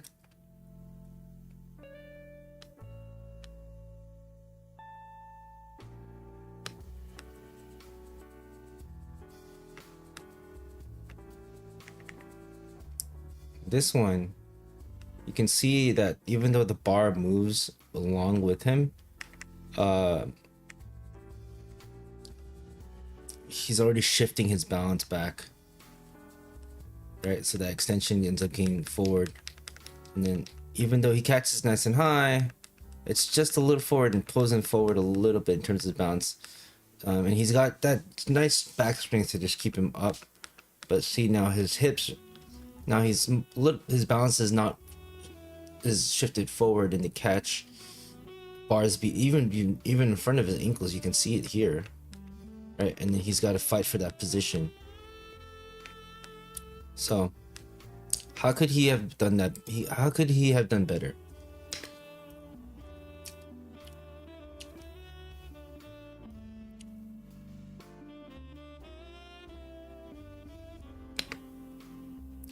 I would say his patience over the barbell needs to be a little further along. I feel like it was a little too immediate from when he went from extending through his legs to his hips. I think it was a little too fast. And if you see it here, yeah, it's a little rushed. All right, so now this is some pause squats that he's got.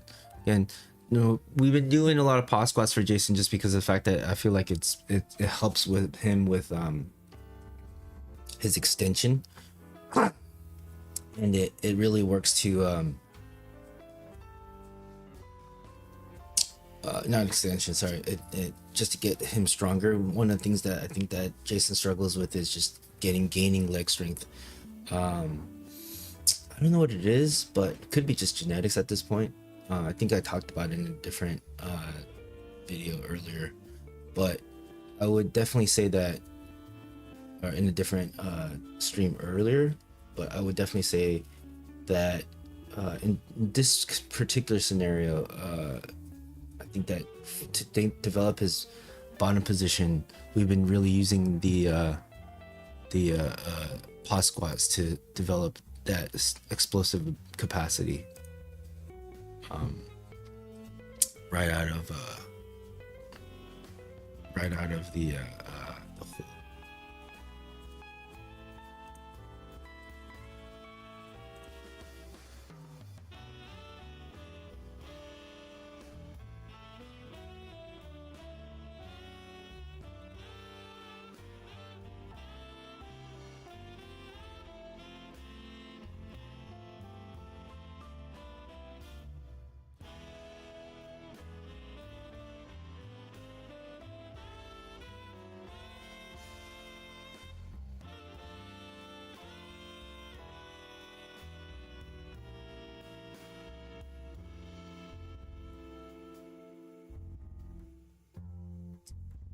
Right, so let's see what his looks like here. You still got it up.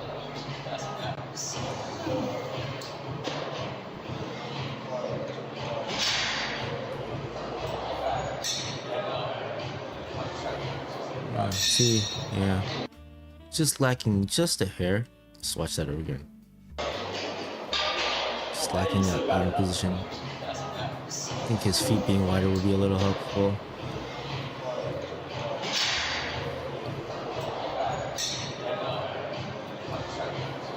A lot better though compared to what it used to be. All right, so we got another one. What is he doing here? Let's see. Jason. What we got here? I think this is more snatch and clean and jerks. Let's see what it looks like. Just regular full snatches and full clean jerks. Yeah, let's see what he does.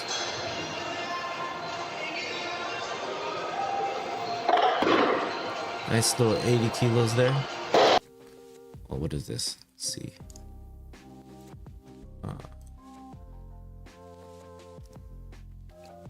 84 kilos.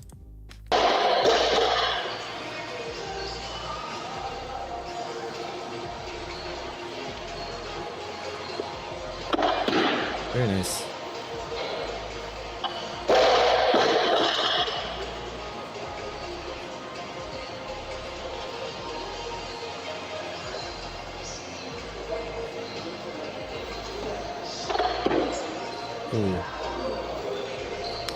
So out of that three, his second one was the best one in my opinion. I would also say that let's change this guy up again.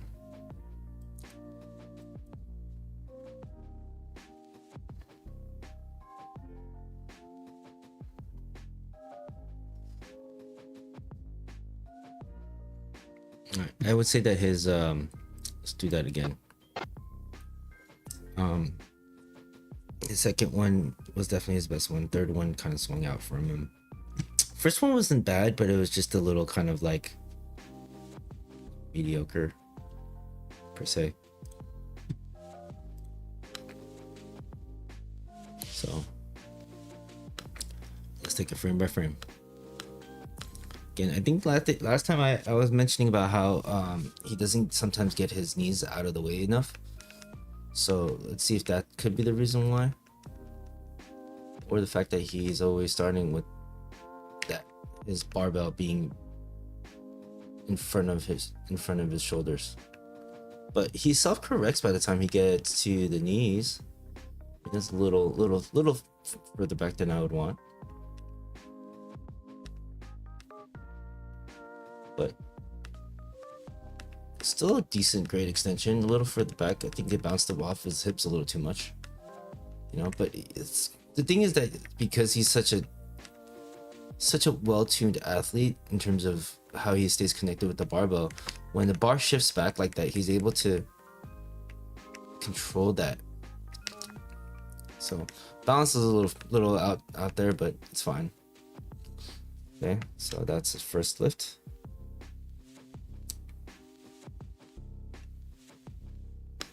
And we got a second one here.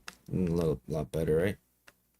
So you can tell already from the first and second rep what happened, and part of the fact is that his balance, his cumulative balance between both the bar and his body, and is better, and in that midfoot position, right where right over the barbell. You could also see that the shoulders are further over his barbell more, and so when he extends, he's got better balance. When he extends, he's got better balance, and he's even a lot more flat-footed in this one, and extends, and then he doesn't jump back as much, and does a great job of keeping that bar nice and close as he extends. I think one thing is that we would probably want to get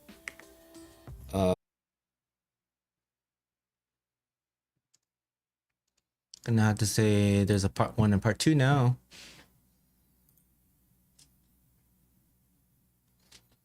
Wild.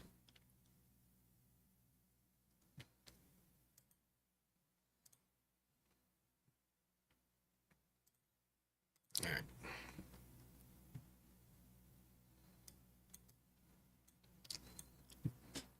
How's the Spotify doing? Spotify turned off too. Oh shit.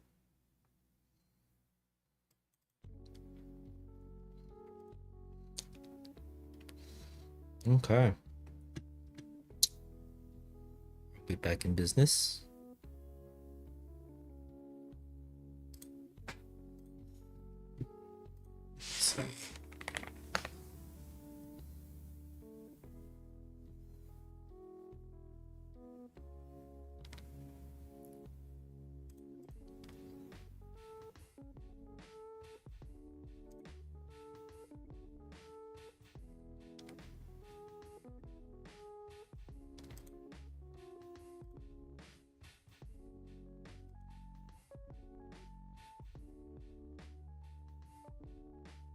All right. Now that I figured that out, let's 45. Okay, 46. Whoa, what is going on?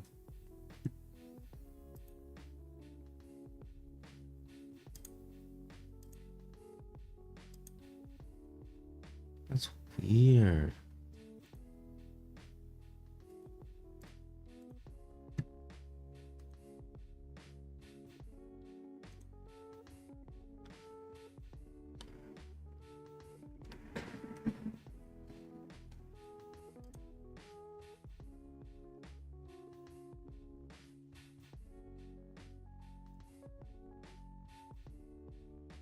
This is a motherfucking bullshit.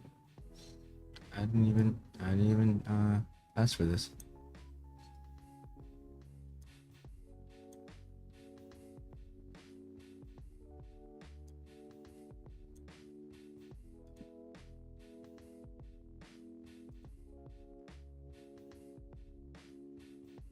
All right.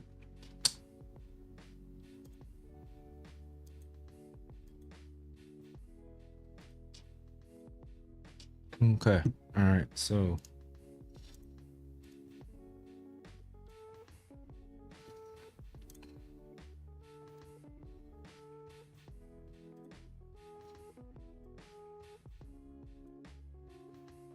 okay.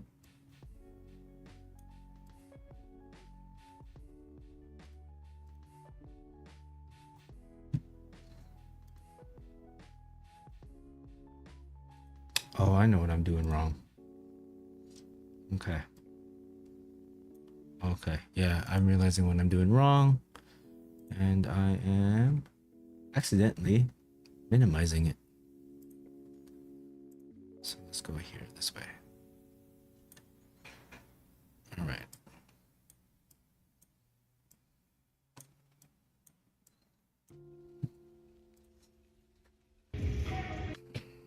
So Trent also has a notorious thing about him where he doesn't like to edit down his videos. So let's see what happens.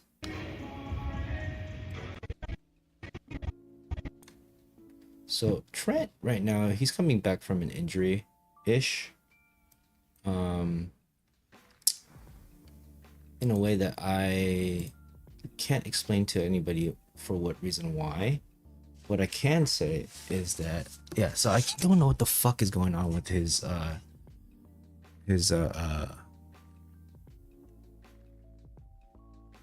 that injury per se, but he's on his way back. And let's look at he's supposed to be doing regular snatches, right? I believe so. Okay, he's supposed to be doing regular snatches. All right.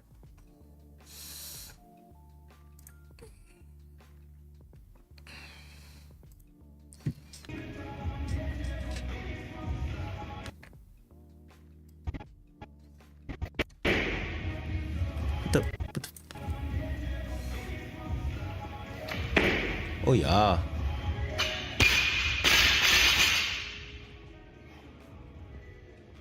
Looks great.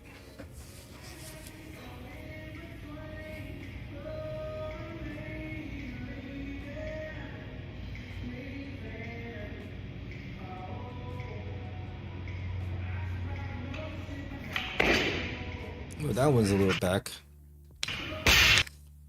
All right, let's take him frame by frame. Just an easy. Yeah.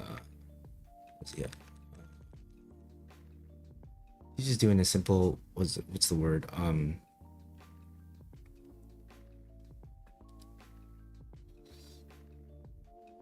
Like we're doing a slow build up to Arnold's because he's supposed to be doing Arnold's, and Arnold's is in the end of February.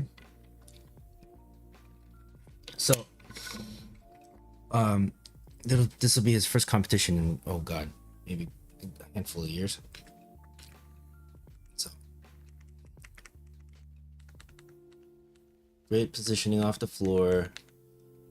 As you can see, compared to Jason, Trent's a lot more compact. He's a smaller lifter, and he's more proportional, so he's able to push his knees out a little better, even though they're not completely like perpendicular. They're good enough for him to maintain. And then as the bar gets into his hips, look at that solid extension through the midfoot, and just a small jump back. I think that would be a little lazy of his arms there, but again, we're talking about weight that's pretty light or relatively light for Trent. If this is 70 kilos, 70 kilos is probably, 60% or so. So that's not bad, not bad. I would probably like to see him use his arms a little more, but that's fine. Doesn't necessarily have to. At least when, your athletes are a lot lighter here, or when the bar is a lot lighter for the athletes, they can get away with a little bit less armor. So, this one already looks like okay, so he's maintaining a decent like bar, shoulders over the barbell. Push those knees far out, very good. And as the bar comes into his hips, nice use of his lats, brings the bar into his hips. And at the extension, notice how he's perfectly mid-foot, even to the point where you can barely even see underneath his hips, or underneath his heels, I should say. Great extension. Almost catches any power here. Yeah. Pretty decent. Ah, it's almost like he doesn't care about that bar. It's like, fuck your bar. All right, here's what's it, 75, 70, either 77 or 76. Let's do the math.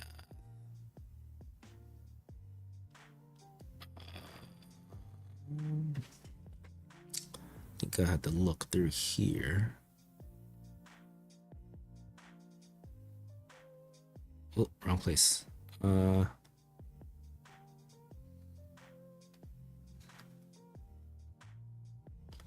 was this? When was this?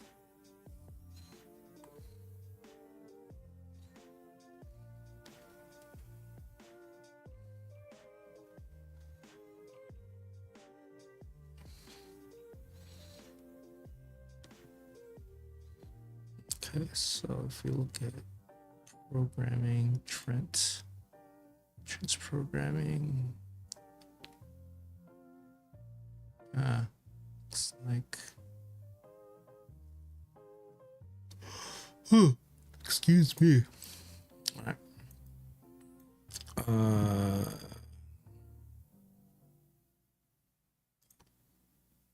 This would be 76 kilos. Okay, so that's a blue. That's a blue plate, not a.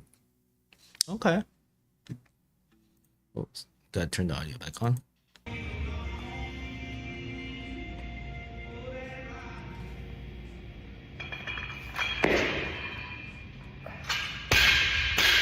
Alright.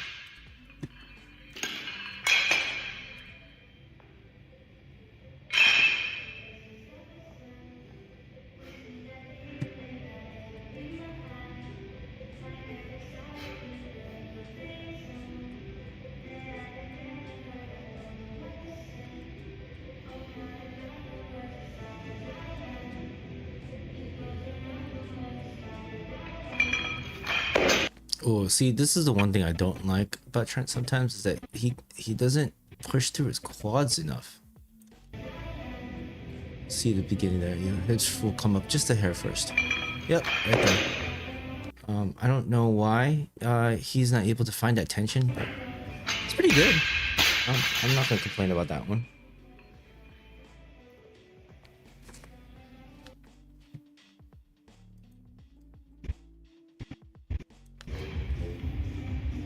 It's like 82 kilos. All right, we're gonna. Oh. Super solid. Let's go frame by frame on this 80 kilos.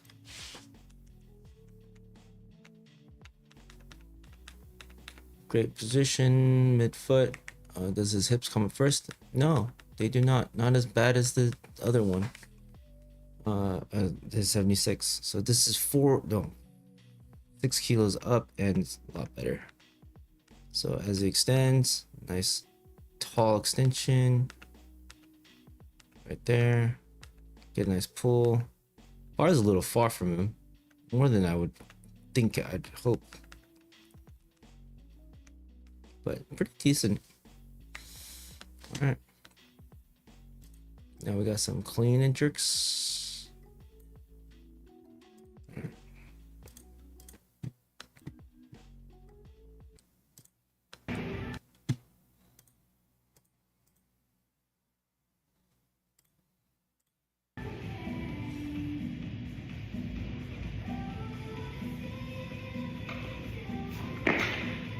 Nice. Say that one time.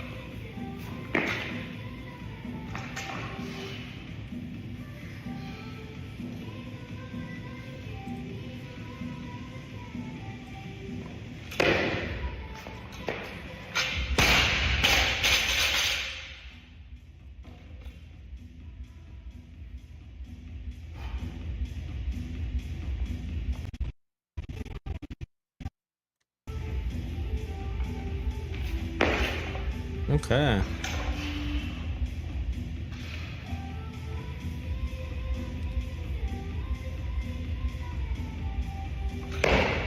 Nice. Yeah, footwork. Let's see. All right, let's go back to go frame by frame now.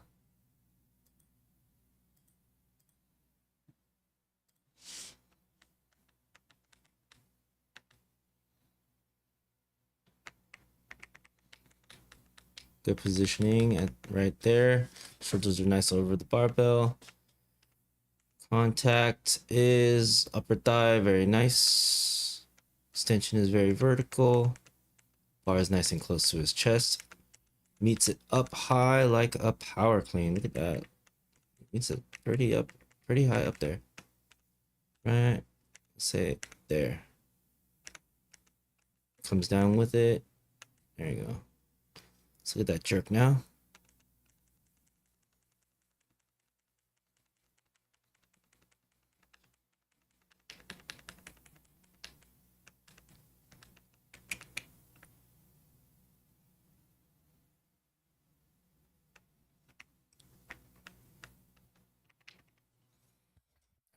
So when it comes to the idea about the jerk, let's see how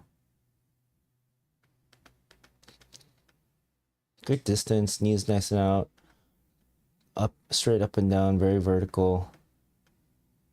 Which lands first? Which foot lands first? Looks like his front foot's about to land first. Ooh, well, same time, it's not bad. But the pressure, see, it's forward there. But now, because the bar is moving back, he can balance it more, pushes off of that back foot a little bit, enough to a point where he can balance it straight. All right.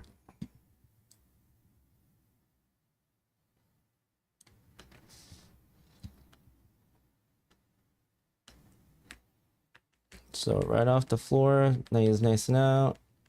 Bars coming in. Nice hip extension.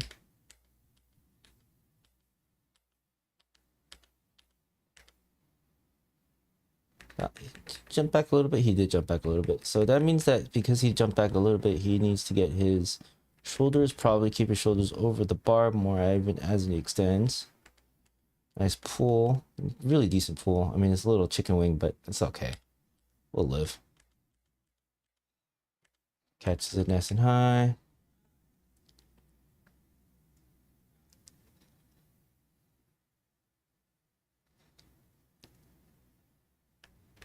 Oh. Even at full speed, you can totally tell that like his dip and drive is nice and upright.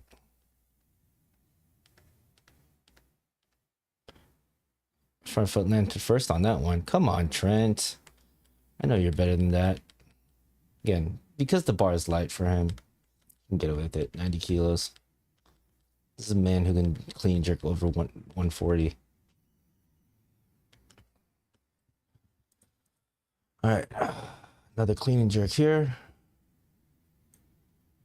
All right.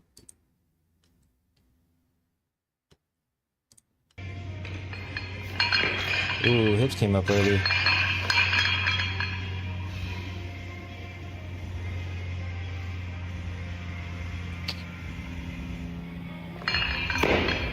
Oh, great timing on his jerk though. We can skip all that.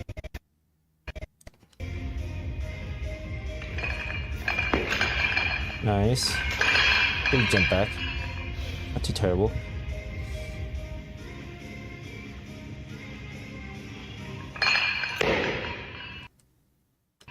All right. Let's go back here. Let's go take it frame by frame now.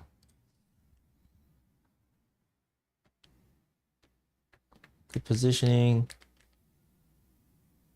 Good midfoot, extended. Really snuck under that. Like, he barely... Like, he only put in as much effort as he needed to. What was this, 97? But nice power catch. Caught the bar nice and high there. Let's look at that dip. Dip.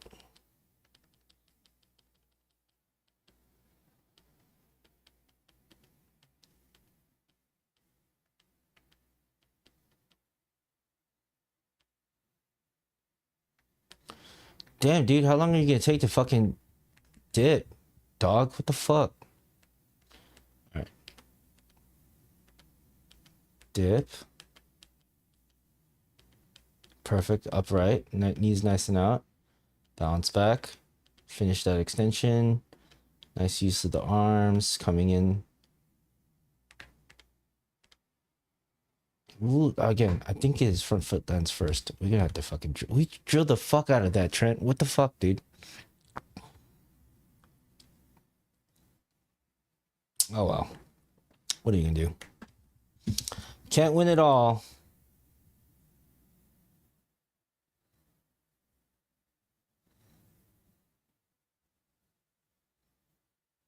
Alright, frame by frame now. So nice balance midfoot, shoulders over the bar. Get the extension through, contact. Nice full extension. Catch. Nice and high. Alright, rides it down. Okay, Trent, we need to talk about the time it takes you to clean and jerk, because it's like, what's the time length of this? So let's say he goes from let's go here. So 47.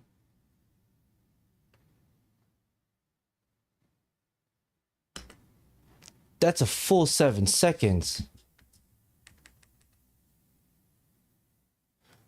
Oh, dude.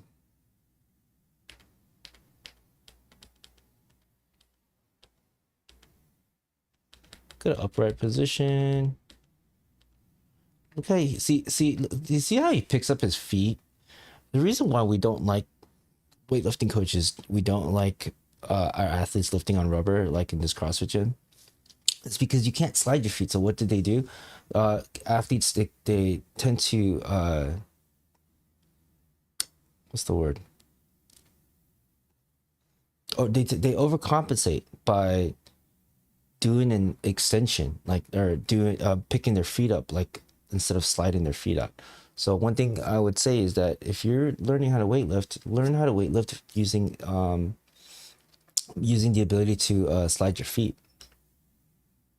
And it looks like even here, it looks like his yeah, front foot landed first again. So we got what, 105. Here's a 105. Again, more light work for her. Pretty decent. A little bounce back.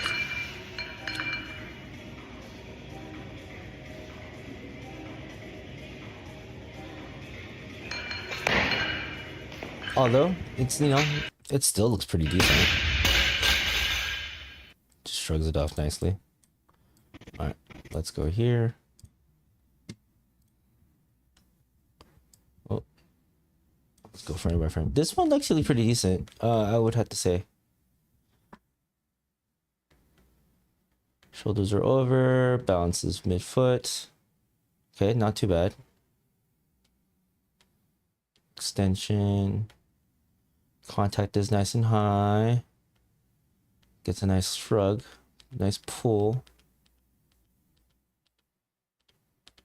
Catches the bar nice and high. Was this 105? So this is 70% for him.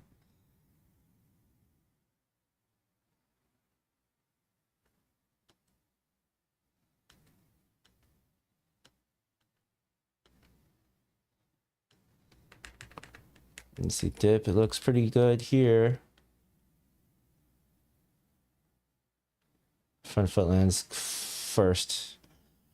Trent, kill me now.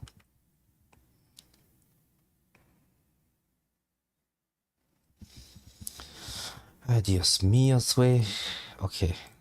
All right.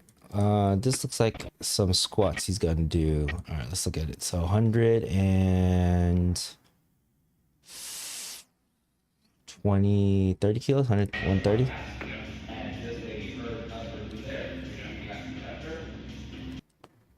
What's that for him? Let's do the math. 120, 120. 130. 130 for his. Okay. Let's see. He's got pretty good squat. I've always been very impressed with Trent's squat, so there's not much I can really say.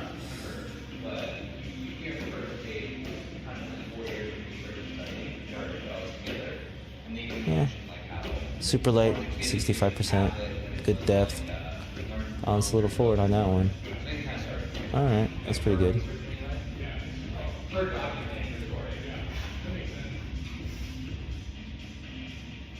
Nice. Alright, I think we'll call it there in terms of corrections. Let's see. Yeah, we'll call it there. Or it's video analysis. And then I know that. Where is it? I know that. If I can.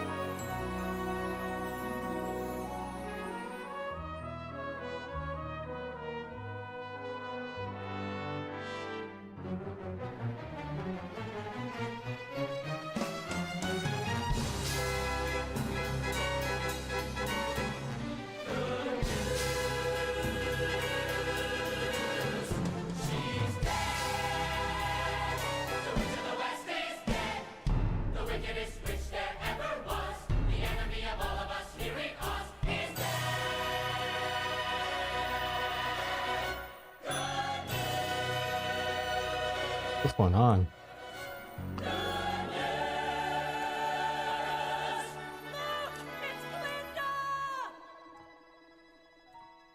Let us be glad, let us be grateful, let us rejoice to find that goodness could subdue all wicked working of you. Isn't it nice to know? Oh shit. Congratulations to Olivia Rees for graduating. See if I can show you guys. Stream.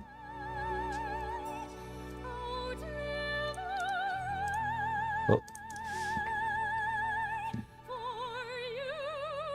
Wonder if it's gonna make me, log in. No one cries, they won't return. No one lays a lily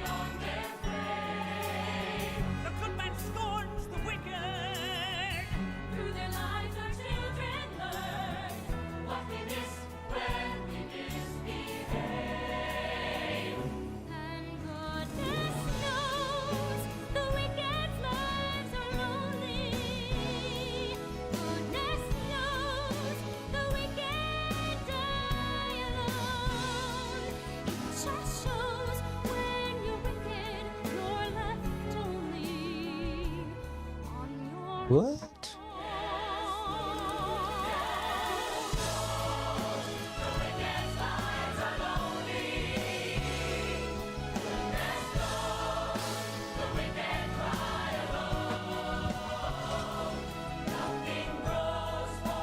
All right.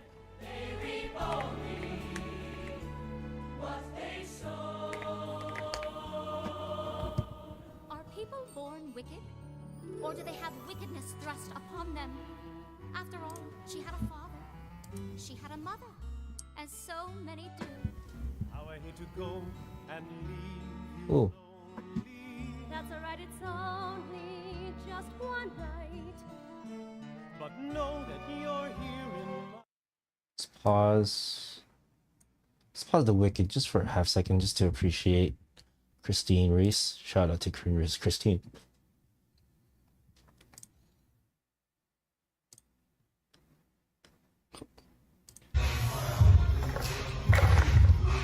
Damn, that's fucking back. That extension is like, oh. Oh.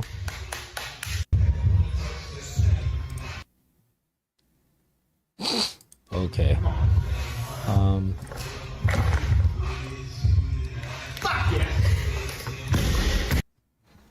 So, should say this.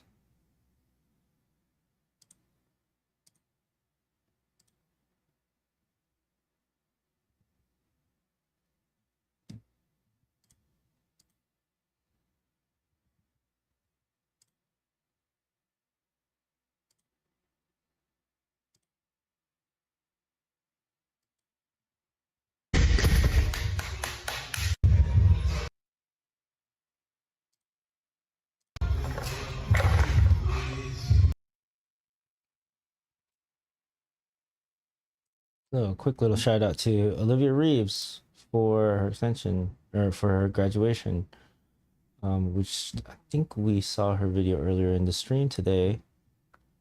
And then let's see if we got any other videos that we can watch recapping. Oh, I gotta look. Oh, this you guys have to watch. This is fucking insane.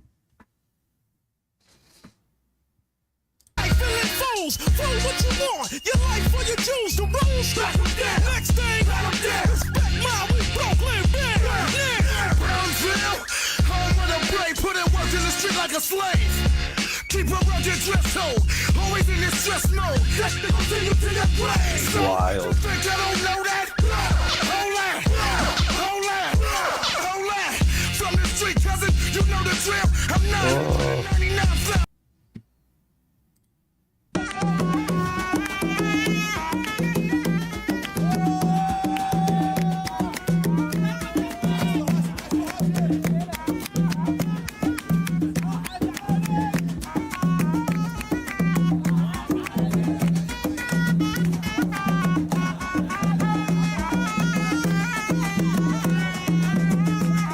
Kayla.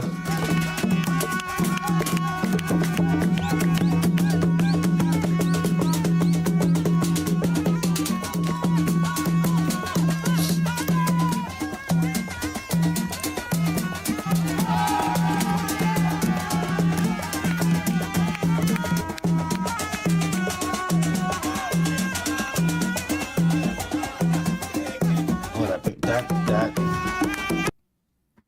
that's a motion sickness right there. Oh, this is Olivia's.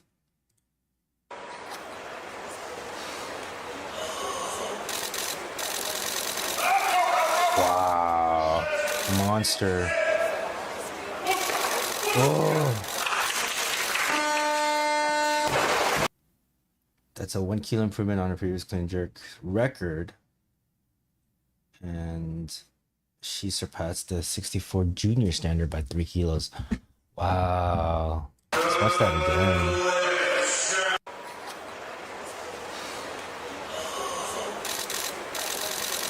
Amazing. Oh. There's a little bit in front of her, but damn. Little snatch. Wow.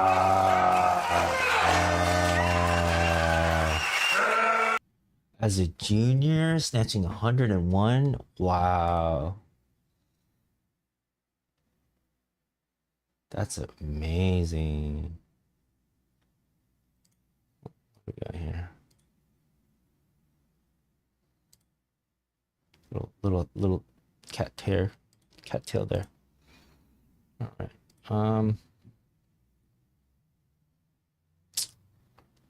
Let's see.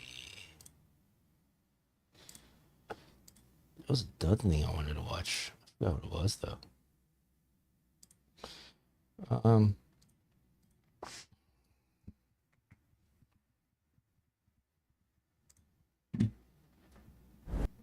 Could have been this too, actually.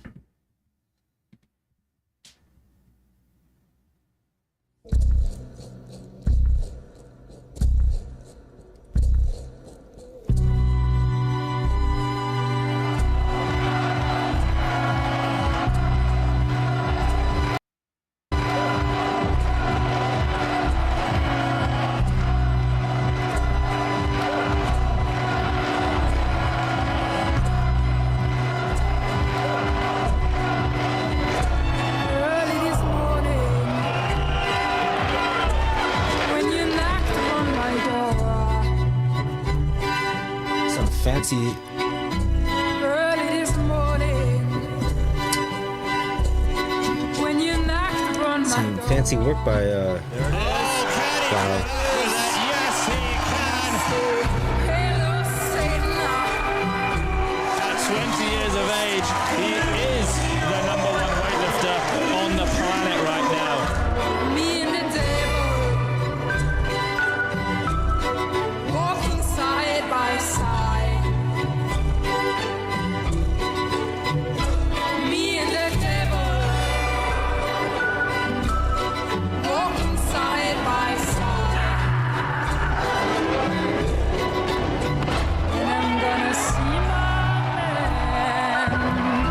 Till I get satisfied.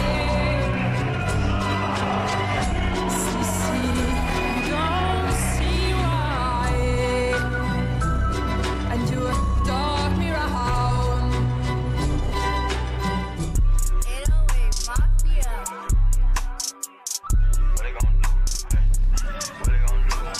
Oh god. Okay, so the 109 category.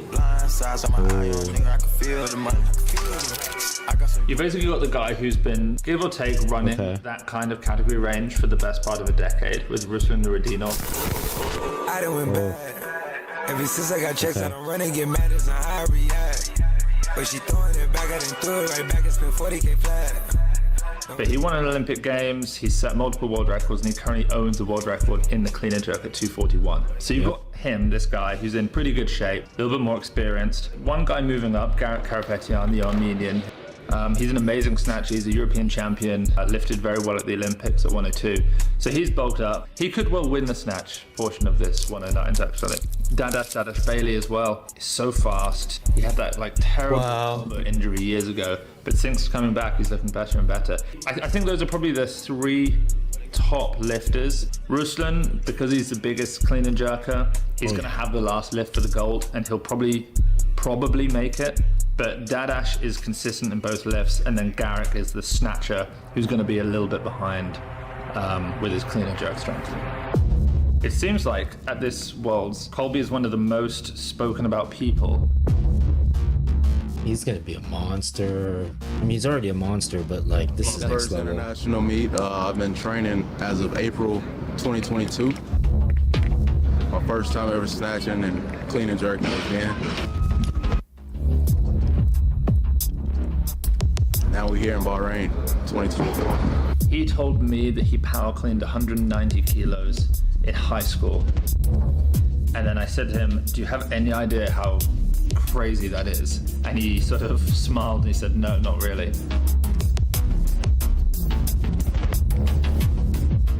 I was watching a lot of different people, but it was just people my coach sent.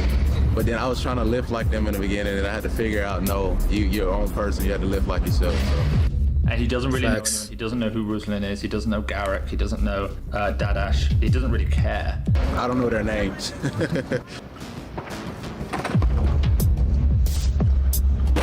No, I don't do social media, so nah.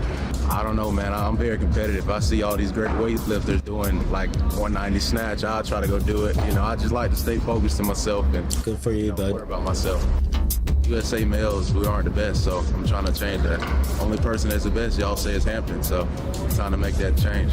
He has more muscle mass than basically any of the other 109s here. He's going up against these guys with everything he has, with no sense of like restraint or fear for how good they are, or like, you know, over the top respect for what they've done. It's just like, I'm here, I deserve to be here, I'm gonna be, and that's cool.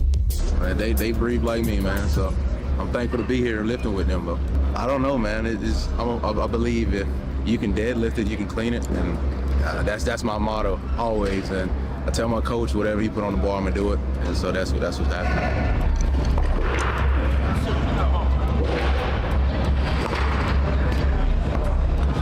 For this meet, break the American records, 178 and 227. Olympic medalist, that's my long-term goal. That's what we're doing. Just stay healthy and enjoy the sport more than anything.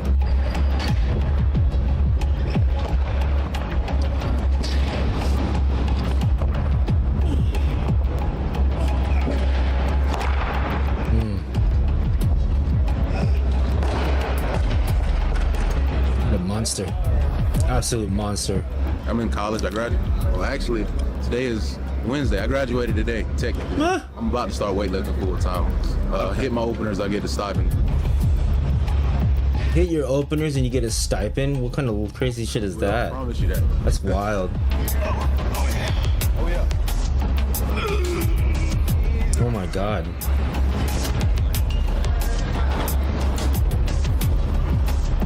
Oh. I'll just say this to my future self, 4 years looking now. What Stay a monster. Keep on working. That's all I gotta say.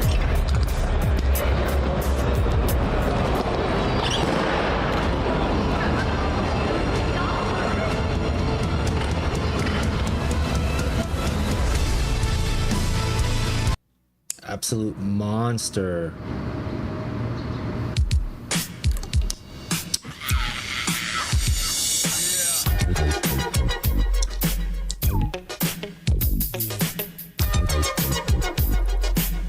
Check yourself before you wreck yourself. Check yourself before you wreck yourself.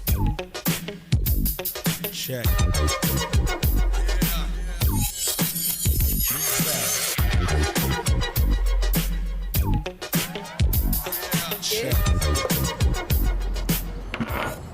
It's really funny because when I first got my breakfast, I was waiting for the eggs to come, and I just had like turkey bacon and 2 hash browns on my plate, and Nate was looking at me like, "Is that all you eat, bro?" Like, I know I'm only here to film, but you need to get some more food. Sinead sent it. Sinead sent an undercover. Do you know what? I'm just enjoying like doing international meets at the moment. Like, I'm healthy, I'm strong. So I don't really know what is in the future for me lifting wise, how long I'll go on. I'm not sure. Like, will I go to another cycle? I've not decided yet, honestly. But I'm kind of working on things in the background as well. I want to open my own gym back in where I'm from, in Nottingham. Nice. Nottingham, and it's going to be like a youth and development gym. So for kids to come at an early age to learn weightlifting, and you know, for S&C to be more of a part of kids' life when they're younger, and just physical activity and all the rest of it. So I'm working really hard at the moment, like with people and organisations back in the UK to make that happen. So yeah, I'm really passionate about that. And also, I kind of want to go into like some form of commentating, presenting, that kind of vibe. So hopefully, if the BBC want me, here I am. Take me. Sign her up. Okay. It's supposed to be in the middle. It's supposed to be in the middle, okay? Yes. Thank you so much for your help. Take care, please. Thank you. We are heading to the nail shop because we have an emergency, Nate. My nail is snapping and we need to get it fixed before Sunday. Because my nail slapped in Colombia in 2022 because they were too long and it wasn't sorted. So I'm going to get in real trouble with the team if that happens again on Sunday.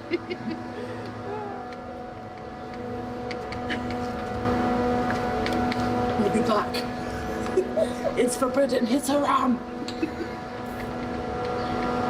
Kind of just looking at the next phase of my life, but also still in a place to still lift big numbers and contend at these big championships. So I'm just enjoying that. She's like, yes, tomorrow 3:30. I was like, okay. She was really blunt. She was just like, no, not fixing your nail today. So we still have a broken nail, guys. I had a massive, obviously, tick list of all the things that I wanted to achieve, and I exceeded that tick list. So now I'm just here for shits and gigs, you know? Shits and gigs. You know what I'm saying? It's all good, baby. It was all a dream. I used to read Word Up. How did you get the Salt and Pepper and Heavy D rights for this song? Hanging pictures on my wall. Every Saturday, rap attack, Mr. Magic Molly Mall. I let my tape rock till my tape pop. Smoking weed and bamboo, sipping on private stock. Way back when I had the red and black lumberjack with the hat to match. If we had more sun in the UK, I would do it all the time. Vitamin D is good for the soul. Fortunately, in the UK, the weather does not permit that. We take advantage of it when we're on trips, and it's nice today. World trade, born sinner, the opposite of a winner. Remember when I used to eat sardines for dinner? Peace to Ron G, Brucey B, Kid Capri, Funk Master Flex, Love Bug, Stars. But just anything on rest day that's like gives you good recovery. So you do some active, we'll probably go for a walk later, go to the markets or whatever and do something like that so we can get some steps in, but you just want to chill, you want to let your body just rest because we've got some heavy stuff to do on Sunday, so. No, feel.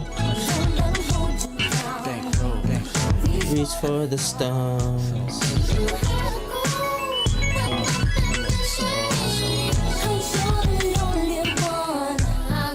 So the first time I met David, who has now become basically my training partner, but he was sat behind me and he said something along the lines of, my bitches want to know when I'm going to get back, because he just won the Commonwealth Games, so he thought it was the guy.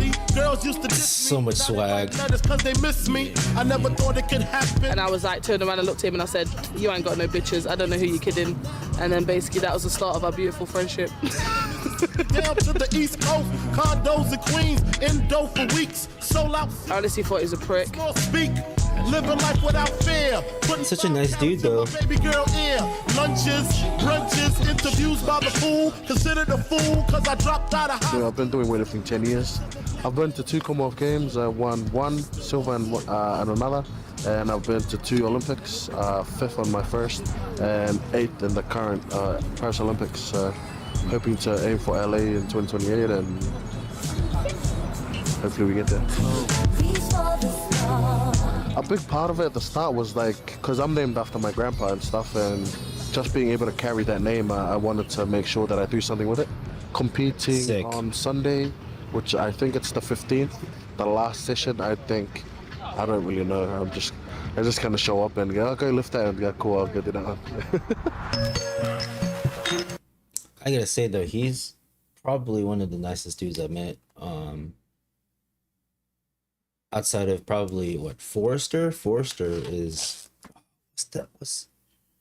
Forrester is really cool. I don't know what Forrester's last name was. Asai. Forrester Asai. He's real cool. Super nice guy. And then also obviously Lasha. Like Lasha, even at one point, I remember I tagged him after one of his world's videos, and I tagged him on Instagram, and he even like reached out to me and was like, thank you for posting this. And I was like, whoa, that's sick as shit.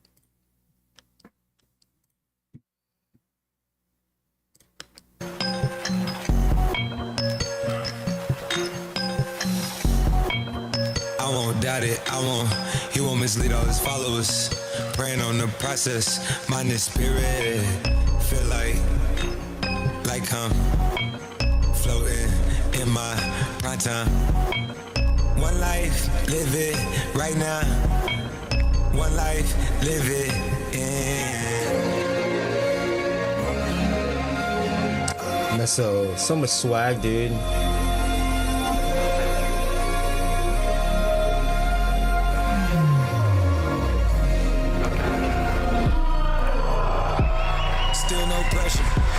Thank God I breathe, cause shit I speak is what they need, I tell no lies. I'm still up top and still can't drop what they not.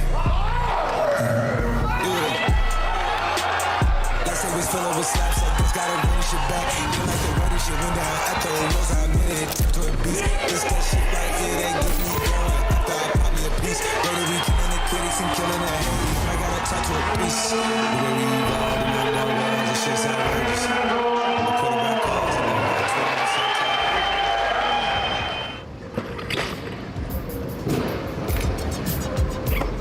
like, we don't need to discuss Or, who gets paid or not. Just if you could. if you miss it, one night, you go straight to if you miss it, you're banned from New Zealand and the UK.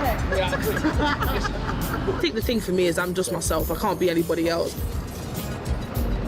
I've always been like very high personality. I've always been high energy. I'm like, people that know me, that are close to me, know that I'm like opposite ends of the spectrum. Like I'm a person, I can be the loudest person in the room, life and soul of the party. And you know, like you said, you see me in training, I'm laughing, I'm joking, I got my music on loud, I'm very like high in energy. But then I'm also like a person that likes to go in my room after training, shut my room, lock it, put my recovery boots on, maybe put some chill tunes on low, and just sit and be at one with myself and be very like introverted. But yeah, I just think, you know, in life you can only be yourself. You can only be, you know, what you're comfortable in. And you know, like I said, I hope people obviously receive me well, and people enjoy watching me train and do the thing that I love the most. Just myself, really. It's about the bigger picture now. What can I do with the success that I've had to help build the future for the next generation, especially on our side of the world where weightlifting is not a big thing, you know. Yeah, man, it's, you know, it's a hard sport actually. People think it's, you know, you just kind of slap on the weights and go lift it. You know, it doesn't work like that. But it's everyone's dream to be on the platform, you know, to be on the podium, been able to do it in national level and now. Been able to do it in our continental level, you know, getting a medal at Worlds, it's a dream for a lot of us, and sometimes it will happen and sometimes it might not, but hoping that one day I could probably get up there and snatch a medal. It doesn't matter what color, and just, you know, it's just one of those big dreams as a weightlifter I want to achieve. I don't tend to think about them, but I know they're going to bring it. They always do. Super girls do. They bring it. You know, there's some strong girls in there. They're not going to let me have it without a fight. But I'm ready for war, so we'll see. We'll see how it goes. Catch me tomorrow, 3 p.m. Bahrain time. Just singing some heavy tin. See you on the other side.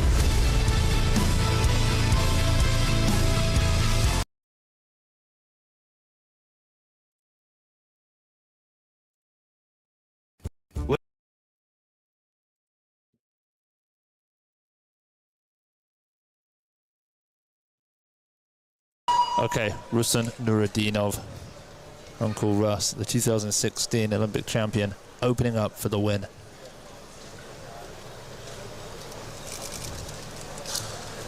Strong clean.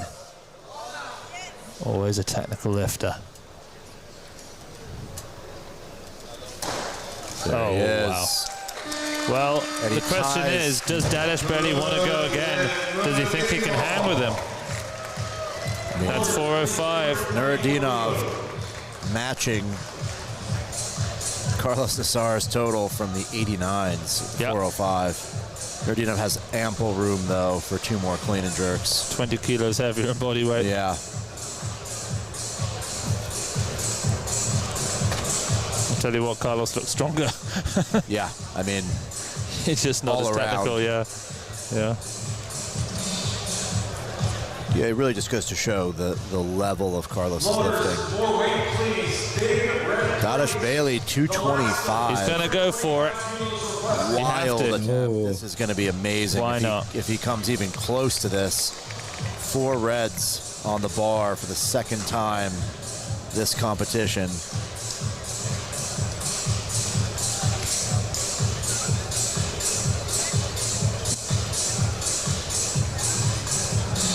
The bar is loaded.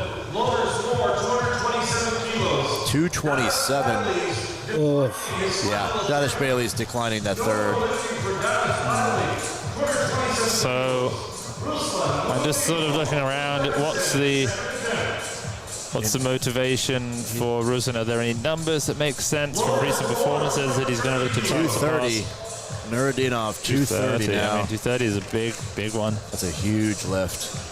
I mean, the last time we saw him hit 230 was at the Islamic Solidarity Games 2022.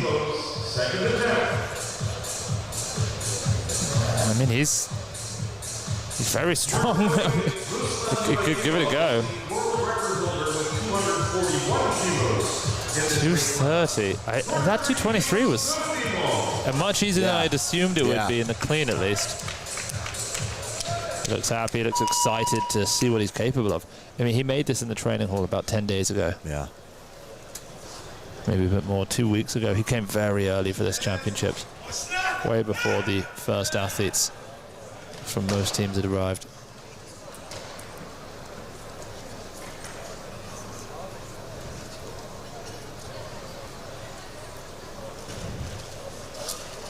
It's a good clean. Yeah, very nice. It's fingertip stuff.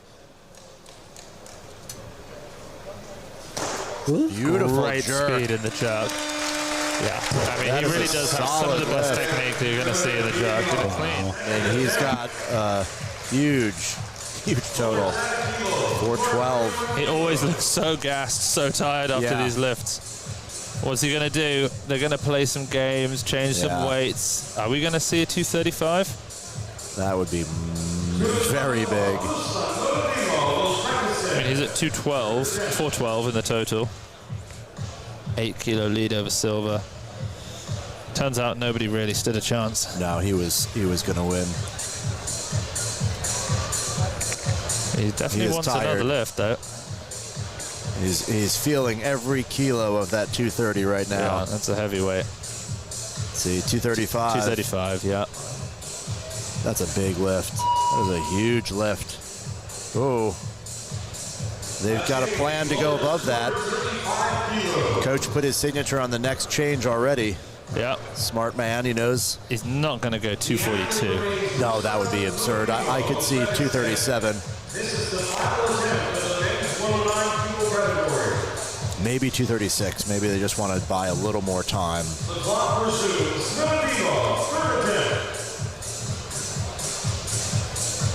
Is he going to come out for this? I don't think so. He's still not even at the bench. He's just kind of Gonna sit there, maybe. Catching his breath. 240. He's going to go for the world record. 240. Why do 240 when he holds the world record at 41? Wow. Max, he said to us, he said the only thing that really excites me right now is the idea of records. Surely he's not going to do 242. There it is, 242. Oh my, what? This is Nobody massive. expected it. Surely. 242 kilograms. This is one of the most surprising shock lifts of this World Championship. 242, I thought that was the Ruslan of 2019-18. This is unbelievably big. 242. I mean, this is so far ahead of anything that anyone else is doing at this bodyweight in the world right now. Is he going to make this lift? 242 kilograms. He can't make I mean, I don't know if he's going to even make get the this clean. to his hips. I mean, this is... All right, the crowd's got to go crazy. I'm everything I have restraining myself from yelling right now. This is massive. Okay. This will be such a special attempt. If he does anything with this bar, it will be amazing. 242. His training has looked so strong recently. He told us he wanted records. We didn't expect he'd go for one. Oh, he's cleaned it. Oh, he's up with it. Wow. Gets to the fingertips. Can he make this jerk? World record right now. He's holding. Daidalos has set a new world record in the clean and jerk. 240. That's insane. That's fucking insane. Unbelievable moment in the weightlifting world. Can you believe that? No one saw that coming.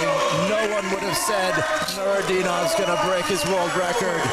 And here he is on the platform, victorious. He said he wanted a world record. He said he probably wouldn't be able to do it here. And it's just miraculous stuff. He gets out every inch, every little bit of energy that he has. Takes a bow. See what it means to him. I mean, what a man to do it to. No, I mean, I hadn't. That's crazy. I wonder if I can find his 241.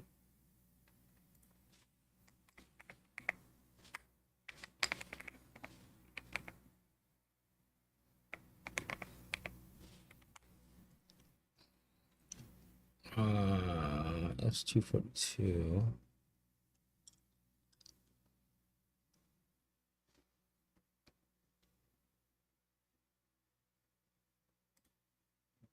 What?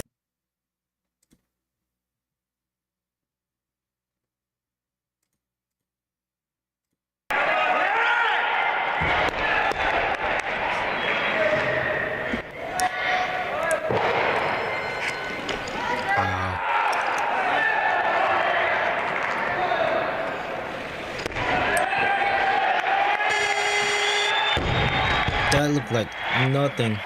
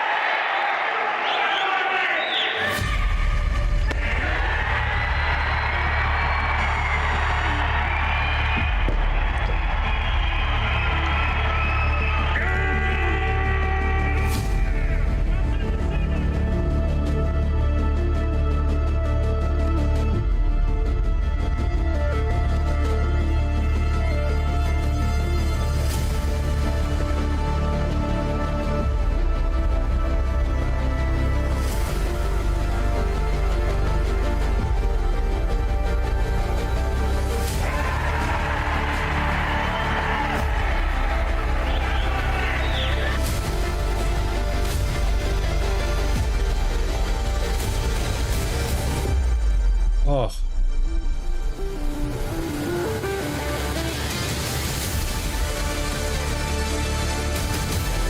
Nice. Back foot, front foot. Just like that.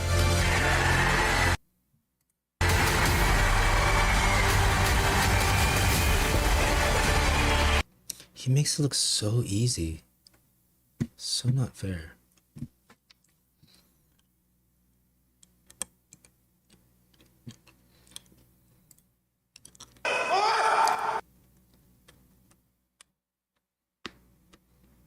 Oh, you know what? Squat jerk. What about squat jerk? Journalist. Did he post anything?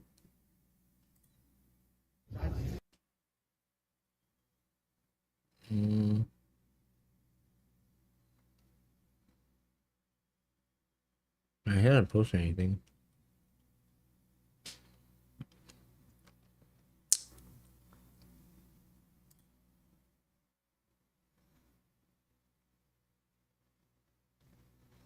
All right, let's go back to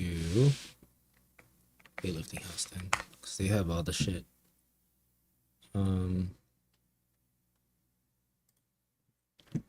Hello and welcome to the final session of the 2023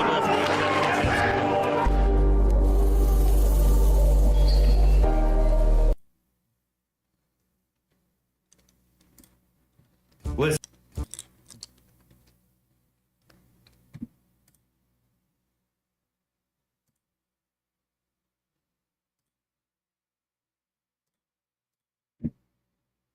He can do this. He can do this lift. Yeah. He needs to do this lift. Yeah. Yeah, I mean, this again, this is to put him in the lead. He just looked over at his dad, his coach. His dad just gave him a nod. Miso turned and approached the bar. He knows he's strong. If he hit 220 in the training hall, that's a better pull. Yeah, that's controlled. A much better clean. This is the one. It has to be this one. He's in the lead. He might not get another. It had to be that one, and it was. Miso is now in first position, 396 kilos. That was pressure. That moves Ruiz into second, and it moves. So you've got to go 227, right? If you're Antropov. Of course. There's nothing else. Well, we've got Ali Reza next. Ali Reza going for the 396 as well. This would put him into silver. I mean, it puts him into silver or it puts him down. I mean, this number, so big. He got under, it just crushed him.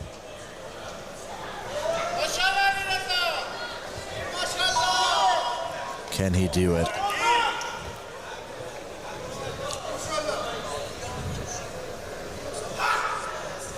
He's got to pull the bar a bit straighter. He can't jump that far forward. He can't let the bar pull him over. That's better, but it's just not enough. Oh. Gotta let it go. Oh, that's a to shame. get under a weight like that. Yeah. It's like pulling the bar through a pool of cement. Yeah. That is already set. Okay, And then that cement lands on you. Yeah. Okay, so I think. does I know. Miso take 25 or something? Yeah, if Miso took 25, it would be such a strategic He'd move. force 230 for Antropov. It really would be the move to take 225 for Miso. Come out. But what's the He's difference got between 24. 225 and 226?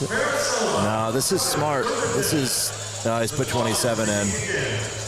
Yeah, Miso's got 227 in now. I was gonna say. No, that's Antropov. Oh, this is a brilliant move. Miso's going 225. This is, if Miso takes 25 and makes it, it's a brilliant move. If he wins. It's a tactical move. It's a really smart move if they've seen Antropov and they know he can't make 230. Well, the question is, can Miso make a bigger number? Yeah, I don't know. I mean, he's done big lifts, but he's also hit and miss. He is hit and miss these days. He's been doing it for a long time. Yeah, he's coming out. I would say this is the smarter tactical move. Yeah. And we've seen him in the past do things where he puts weights that are too heavy on the bar and he pulls or he goes forward backwards and he can't do them. I'm going to say I think this is a move from his father. I think that the wiser mind here is to say, push as far as you can. Mm-hmm. This would give a 399 total. Yeah, it would force 400. Yeah. Which force 231 for Antropov.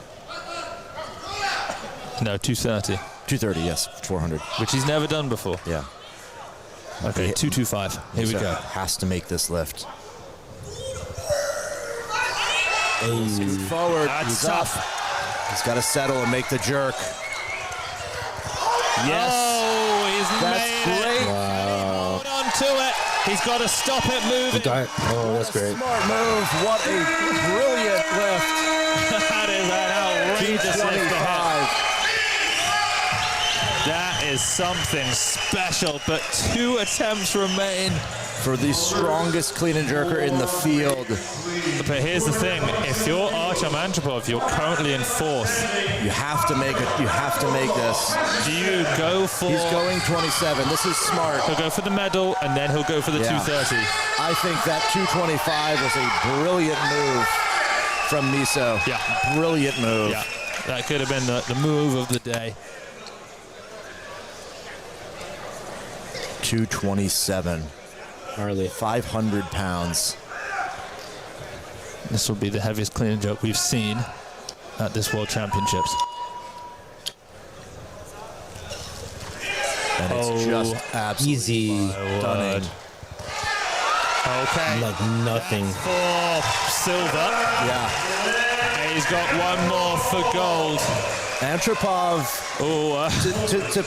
to explain a little bit more even, Miso taking 25 was so smart because it forces Antropov to have to follow himself even. Yeah, it's actually a very... It might not look like it at this moment, but that's the best that Miso could have done. Because it was a max. He couldn't have done more than that. No. And he made it, and it forced Antropov's hand. And Miso doesn't normally make jerks if he's messed up a clean like that, and yet he did. That was a max. He played a good game. If Antropov makes this, he was going to beat Miso. Yeah. There's really nothing Miso could have done other who than... got bronze? Oh, Marcos Ruiz has got the bronze. Ruiz with bronze is such a great story. His lifting was fantastic. Miso has to sit and wait. So, Antropov needs a 230 kilogram. Here he goes, he's asked for it. 230 kilograms We haven't seen a lift this big for a while. Is he going to make the jerk on it? I have the confidence that he'll stand up the clean. He's going to clean it. It'll look like a power clean almost. But is he going to be able to jerk this? Yeah. I mean, it's going to be motherfucking wild. That's what this is like. You know, the question. Yeah. The question is, if Antropov makes this, he's a world champion. 2 Kazakh world champions. Miso would sit there and wonder if he could have done more, but I just don't think he could have. That clean was tough. Okay, so Artem Antropov, 230 kilograms. I would hesitate to say that there's only one person who can stand up 230 quicker in the clean, and it's Ali Reza Yousefi. And he weighs twice as much as Antropov. Okay.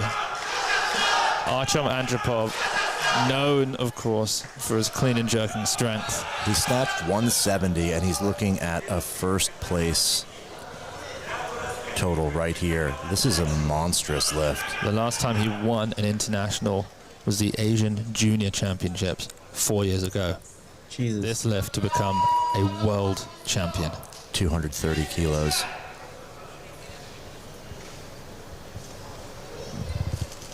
Oh, wow. And he cleaned it. That was easy. Oh, God. And he hold on. The jerk. Oh, that's so easy. What can he not clean and jerk? Artem Antropov with a that looks so easy. 30 clean and jerk, a 400 kilo total. He defeats the Tokyo Olympic champion Miso Asona by a kilo. Wow. It's not about the snatch, it's about the clean and jerk. It absolutely is. What do they say? Snatch for show, clean and jerk for dough. Yeah. And Artem Antropov just brought in the money with that 230 clean and jerk. You know, right now you're looking at, that was one of the best tactical plays, the best sessions we could have seen. You know, Antropov had more in him. He could have gone a 233 world record. He could have gone. Hello and welcome.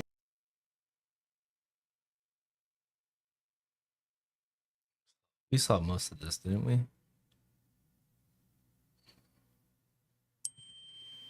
Alright. Well, hopefully there's more. I'll have more form checks for y'all in the future.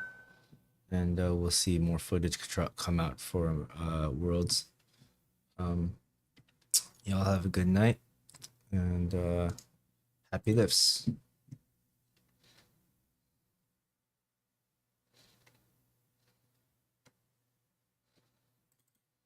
Elfie, now that we're friends, I've decided to make you my new project. You really don't have to do that. I know. That's what makes me so nice.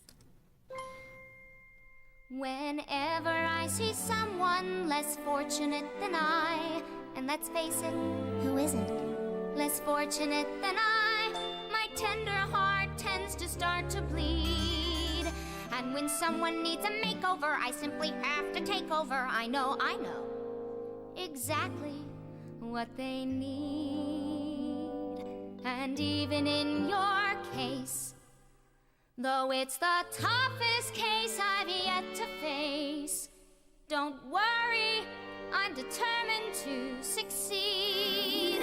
Follow my lead, and yes, indeed, you will be popular. You're gonna be popular. I'll teach you the proper poise when you talk to boys. Little ways to flirt and flounce. Ooh, I'll show you what shoes to wear, how to fix your hair. Everything that really counts to be popular. I'll help you be popular. You'll hang with the right cohorts. You'll be good at sports. Know the slang you've got to know. So let's start, 'cause you've got an awfully long way to go. Don't be offended by my frank analysis. Think of it as personality dialysis. Now that I've chosen to become a palace-sister and advisor, there's nobody wiser, not when it comes to popular. I know I'm a popular, and with an assist from me to be who you'll be, instead of dreary who you were, well, are. There's nothing that can stop stop you from becoming popular. Lar. La la la la. We're gonna make you popular. When I see depressing creatures with unprepossessing features, I remind them on their own behalf to think of celebrated heads of state or especially great communicators. Did they have brains or knowledge? Don't make me laugh. They were popular. Please, it's all about popular. It's not about aptitude, it's the way you're viewed. So it's very shrewd to be very, very popular like me. Why, Miss Elphaba, look at you. You're beautiful. I have to go. You're welcome. And though you protest your disinterest, I know clandestinely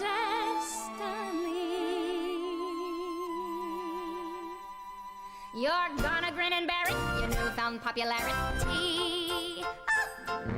La la la la, you'll be popular, just not quite as popular as